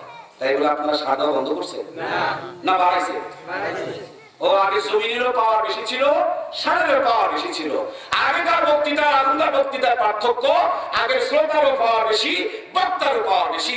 এখন শ্রোতাও 2 নম্বর, বক্তাও ভেজাল মার্কা। এই জন্য বক্তৃতা আরো বেশি হওয়া লাগবে, কমানো যাবে না। আল্লাহ তাবারক তাআলা আমাদেরকে কোরআন হাদিসের কথাগুলো বেশি বেশি শোনার বোঝার তৌফিক দান করুন। আমিন। আল্লাহ বলেন, ওয়া ইযা তুলিয়াত আলাইহিম আয়াতুহু যাদাতহুম ঈমানা ওয়া আলা রাব্বিহিম ইয়াতাওয়াক্কালুন। কোরআনের আয়াত যখন শুনে আল্লাহ বলেন ঈমানকে আমি বাড়িয়ে দিই। সুবহানাল্লাহ। আল্লাহ বেশি বেশি করে কোরআন শোনার তৌফিক দান করুন। ও ভাই, আসলে সাদ্দাম ভাই কেন যেন অনেক বেশি আমাকে ভালোবেসে ফেলে দিয়েছেন। বারবার বিরক্তিটাও কেন যেন ভালোবাসা হয়ে গেছে। এই জন্য এত কথা বলি না, আমাকে অনেক দূর যেতে হবে, অবরোধ চলতেছে, রাতের মধ্যে আমাকে বুঝতে হবে। তারপর অনেক কথাই আমার ভিতরে চলে আসতেছে। কারণটা হলো বুঝতে পারছি না, এখানে কোন একটা ভালোবাসার সংযোগ যেন আল্লাহ এবং আল্লাহ রাসূলের সাথে হয়ে গেছে। যেন আল্লাহ আপনাদের দোয়া কবুল করেছে, যেন কথাগুলো বের হয়ে আসতেছে। কষ্ট হচ্ছে না তো আপনার? এই গ্রামে 50 বছর আগে আমরা যে রহমত, বরকত, জান্নাতের স্বাদ চোখে দেখেছি, অনুভব করেছি, এখন কি তেমনটা আছে? কারণ এই গ্রামে 50 বছর আগে কিছু থাক আর না থাক, প্রত্যেকটা ঘরে ঘরে আল্লাহর কোরআন ছিল। মুরব্বীরা ফজরের আযান শুনতো, হাজার ব্যস্ততা থাক, আগে নামাজটুকু পড়তো, এরপরে গরুটুর পানটানি খাওয়ায় আনন্দ জোয়ানে হাল বাইতে যেত। এখন ডিজিটাল হয়ে গেছে, পাওয়ার টিলারে হাল বায়, কিন্তু কোন শৃঙ্খলা নাই, জীবন অশান্তি, এত ধাও পাও, এত পেরেশানি। ফলে রেজাল্টটা কি? 50 বছর আগে ভাঙা ঘরে বসে মাসকালা ডাল তেলানি করেছে নানিয়ার দাদি, গোটা গ্রাম খবর হয়ে গেছে। এখন তেলানি কেন বিরিয়ানি খায় তাও মনে হয় বোঝাই যায় না। এই নদীতে 50 বছর আগে কোনাকানির ভিতরে ইলিশ মাছ পাইছে, মূর্খ নানিয়ারা দাদি খোলা পানি দিয়া খেরের চুলায় বসে রান্না করেছে। একদিন নানি দাদির হাতে রান্না খেয়েছে, কম করে হলো 1 সপ্তাহ থেকে হাত থেকে সুগন্ধ ছড়াইছে। কথা বলেন? সেই নানি দাদির স্মৃতিচারণে পহেলা বৈশাখ উদযাপন করি আমরা। 6 টাকা ইলিশের মাছ 6000 টাকা দিয়ে সাগরের অরিজিনালটা আমদানি করে নিয়ে আসতেছি আমরা। ভাঙা ঘরগুলোকে 3 তলা 5 তলা বিল্ডিং বানিয়ে নিয়েছি আমরা। মূর্খ নানি দাদিদের নাতনিদের গায়ে পাশ দিয়ে 5 ডিগ্রি পাস করিয়েছি আমরা। নরমাল মশলার পরিবর্তে আধুনিক গুঁড়া মশলা ব্যবহার করতে শিখেছি আমরা। সাধারণ চুলা বাতিল করে দিয়ে গ্রামগঞ্জ গ্যাসের চুলা ঢুকাইতে শুরু করে দিয়েছি আমরা। উন্নতি আর উন্নতি, খালি গুনে গুনে দেখেন 6000 টাকার কেজি ইলিশের মাছ রাঁধুনি গুঁড়া মশলা দিয়া গ্যাসের চুলায় বসে ডিগ্রি পাস বহু রকমারি কায়দায় কত সুন্দর করে রান্না করে। রান্নার পর খাবার সময় নাকে নিয়ে চেক করতে হয় ইসনা সিলভার কাপ। কথা বলেন ঠিক কিনা? হাই রে বড় উন্নতি রে, আর উন্নতি। এই উন্নতি আর অবনতি দুইটার মধ্যে যোগ বিয়োগ করে দেখে, ওই ঘরে কোরআনের তেলাওয়াত ছিল আর এই ঘরে এখন কটকটির আওয়াজ। কথা বলেন না কেন? ওই মায়ের মাথায় কাপড় আর এই মায়ের বুকেও পাওয়া যায় না। আজ নারী জাতিগুলো বুড়ো হয়ে গেছে, রাস্তা দিয়ে যদি যায় পরপুরুষ দেখলে পারে রাস্তা থেকে নিচে গিয়ে দাঁড়ায়, যতক্ষণ লোকগুলো পার হবে না ততক্ষণ রাস্তার মধ্যে চলবে না। এখন তো ডিজিটাল জামানা, খালি গিয়ে দেখেন ওরা ধাক্কা দিয়ে আপনাকে 3 কিলো তুলে ফেলে রাস্তা চালাবে। ওরা আজও পর্যন্ত ফুল হাতে জামা পরে, আর আমার মায়েরা এমন পোশাক পরে লা হাওলা ওয়ালা কুওয়াতা বলা যায় না। লা হাওলা ওয়ালা কুওয়াতা এ कैसे बशर है सूरत बुझी ना है मगर दम तो नहीं है। কবি বলছে এটা কেমন মানুষ, আসলে মানুষ বলতেছে কিন্তু এটা বানরের চাইতে নিকৃষ্ট। কথা বলুন ঠিক কিনা? আমার প্রাণ প্রিয় ভাইরা, সব দোষ খালি মায়েদের ঘরে চাপালে চলে না, কিছু কিছু দোষ আমাদের ঘরে চলে আসে। আমরা যখন জামা বানাই আমাদের জামাটা ফুল হাতা, আমাদের বাড়ি আলে জামা বানাই তখন আমরা বানাই। আমরা যখন জামা বানাই একবারে কলার পর্যন্ত ঢাকা, বইয়ের জন্য জামা বানাইলে বুকের অর্ধেকটাই। আমরা যখন জামা বানাই পেট পর্যন্ত ঢাকা, প্যান্টের ভিতরে শার্ট ঢুকাইয়া বের বিহাইন করা, হাসতে পারে না, কাশতে পারে না, বসতে পারে না। জিজ্ঞেস যদি করেন এত কষ্ট করে পেট ঢাকার দরকার কি? কি আছে আপনার পেটের ভিতরে? খোঁজ খবর নিয়ে দেখেন, তেল আর চর্বি, নারী আর বুড়ি, প্রস্রাব আর পায়খানা। কত বড় বোকার বোকা নিজের পেটের পায়খানাকে রাখে ঢাকা। আর পৃথিবীর শ্রেষ্ঠ নিয়ামত আল্লাহর জান্নাতের নিয়ামত সন্তান যে বেগুনের পেটে জন্ম নিবে, বিবির পেটে জন্ম নিবে, স্ত্রী পেটে জন্ম নিবে, সেই ফ্যাক্টরি আর কারখানাগুলোকে আমরা রেখে দিয়েছি ফাঁকা। এই জন্যই লুচ্চা গুন্ডা আর বাটপার দিয়ে দেশটা ভরে যাচ্ছে। কথা বলেন ঠিক কিনা? আমরা বাজারে গিয়ে আঙুর, আপেল, কমলা, বেদনা কিনি, কি সুন্দর করে ঢেকে ঢুকে রাখি। এটা যদি ঢেকে না দেয় আমরা দোকানদারের উপর রাগ হয়ে যায়। বেটা খাবার জিনিস মানুষকে দেখায় নিয়ে বেড়ায়। আমার আপনার আঙুর, আপেল, কমলা, বেদনা মোটরসাইকেলের পিছনে প্যাকেটে ঢাকা, আর ওই মোটরসাইকেলের পিছনে বউ আমার বসা জায়গা জায়গায়। বাড়িতে নিয়ে এসে আঙুর, আপেল, কমলা, বেদনা ধুয়ে খাই, মুইসা খাই, কাইটা খায়। যদি বলেন এত কষ্টের দরকার নেই, এমনি খেলেই তো ফুরিয়ে যায়, ওরা বলবে মাছি বসেছে, মশা বসেছে, বদনজর লেগেছে, না ধোয়া খাইলে পেটের ব্যায়াম হবে। ও বন্ধু, না ধোয়া ফল খাইলে যদি পেটের ব্যায়াম হয়, সারাটা দিন মোটরসাইকেলের পিছনে বউটারে বসায় নিয়ে মুসি, সামা, সাঁতার, গুনা, মেথর সবগুলোকে দেখালেন। অজুও নেই, গোসলও নেই, ধোয়াও নেই, মুসাও নেই, নামাজও কালাম নেই, দোয়াটা কিছুই নাই। এই বউকে নিয়ে যদি রাত্রিবেলা মিলামিশা করো, এই সবে সিলি সবে গনোরিয়া হবে, ডায়রিয়া হবে। ওর পেট থেকে যদি কোনো সন্তান জন্ম নেয়, আল্লাহর ওলি নয়, লুচ্চা গুন্ডা পাটপার গুলো দিয়ে দেশটা ভরে যাবে। আমার মমতাময়ী মায়েরা মাঝে মাঝে ছোট্ট বাচ্চা বলে তুলে দিয়ে বলে, হুজুর একটু বাতাস লাগছে, ফু দিয়ে দেন। জিজ্ঞেস করি কেমনে বাতাস লাগলো? ওরা বলে ভাজা পোড়া খাইতে খাইতে ছোট্ট বাচ্চা বাইরে গেছে, তার জন্য বাতাস লাগছে। ওরে ভাই, ছোট্ট বাচ্চা ভাজা পোড়া খাইতে খাইতে বাইরে যদি লাগে, বাইরে গিয়ে যদি বাতাস লাগে, এমনি তো আমাদের মা বোনেরা ভরসা, আমরা পাচ্ছি না কোনো ভরসা। তারপর বিউটি পার্লারে গিয়ে সাজুগুজু করে, কিরণমালা কটকটি পাখির মতন বেহায়ার পোশাক পরে, রাতও মানে না, দিনও মানে না, দুপুরও মানে না, সকালও মানে না, বিকালও মানে না, খালি টোটো কোম্পানির মতন ভো ভো ভো ভো ভো ভো করে খালি ঘুরে আর ঘুরে। এই সমস্ত বেহায়া পরার পোশাক করে এদিক ওদিক বের করে গোটা দেশে যে ঘোরাঘুরি করে, বুকে হাত দিয়ে বলেন তো দেখি, এই ঘোরাঘুরির কারণে আল্লাহর আযাব আর গজবের বাতাস কি লাগে না? এই বাতাসেই তো বুলবুল আসে, বুলবুল বুলবুল ঘূর্ণিঝড়। এই বাতাসেই তো আয়লা আসে, এই বাতাসেই তো ট্রেনের দুর্ঘটনা, এই বাতাসেই তো সামনাসামনি সংঘর্ষ, এই বাতাসেই তো বেহায়াপনা, এই বাতাসেই তো নগ্নপনা, বরকত নাই, রহমত নাই, শান্তি নাই। কথা বলে ঠিক কিনা? এই বাতাস বন্ধ করতে হবে আমার মায়েরা।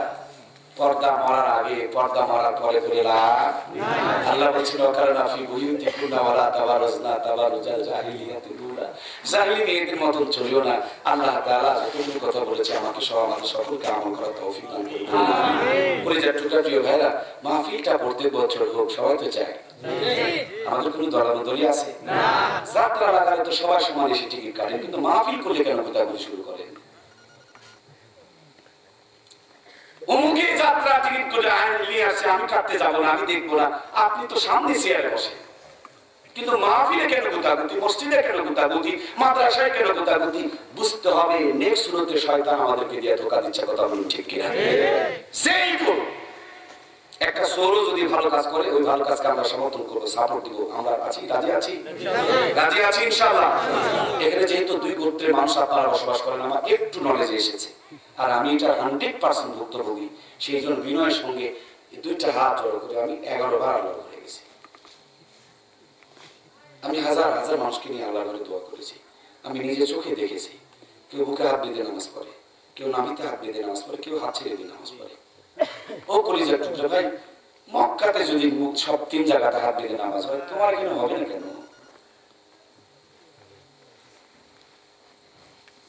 ও ফিতনাবাজ একদল বলে বুকে হাত বাঁধা দ্বারা তারা ওটা দলিল বের করে, আর নাভিতে হাত বাঁধা দ্বারা এরা দলিল করে। কিন্তু আমি নিজে দেখেছি 3 জায়গাতেই হাত বাঁধে, কেউ বুকে, কেউ নাভিতে, কেউ হাতে।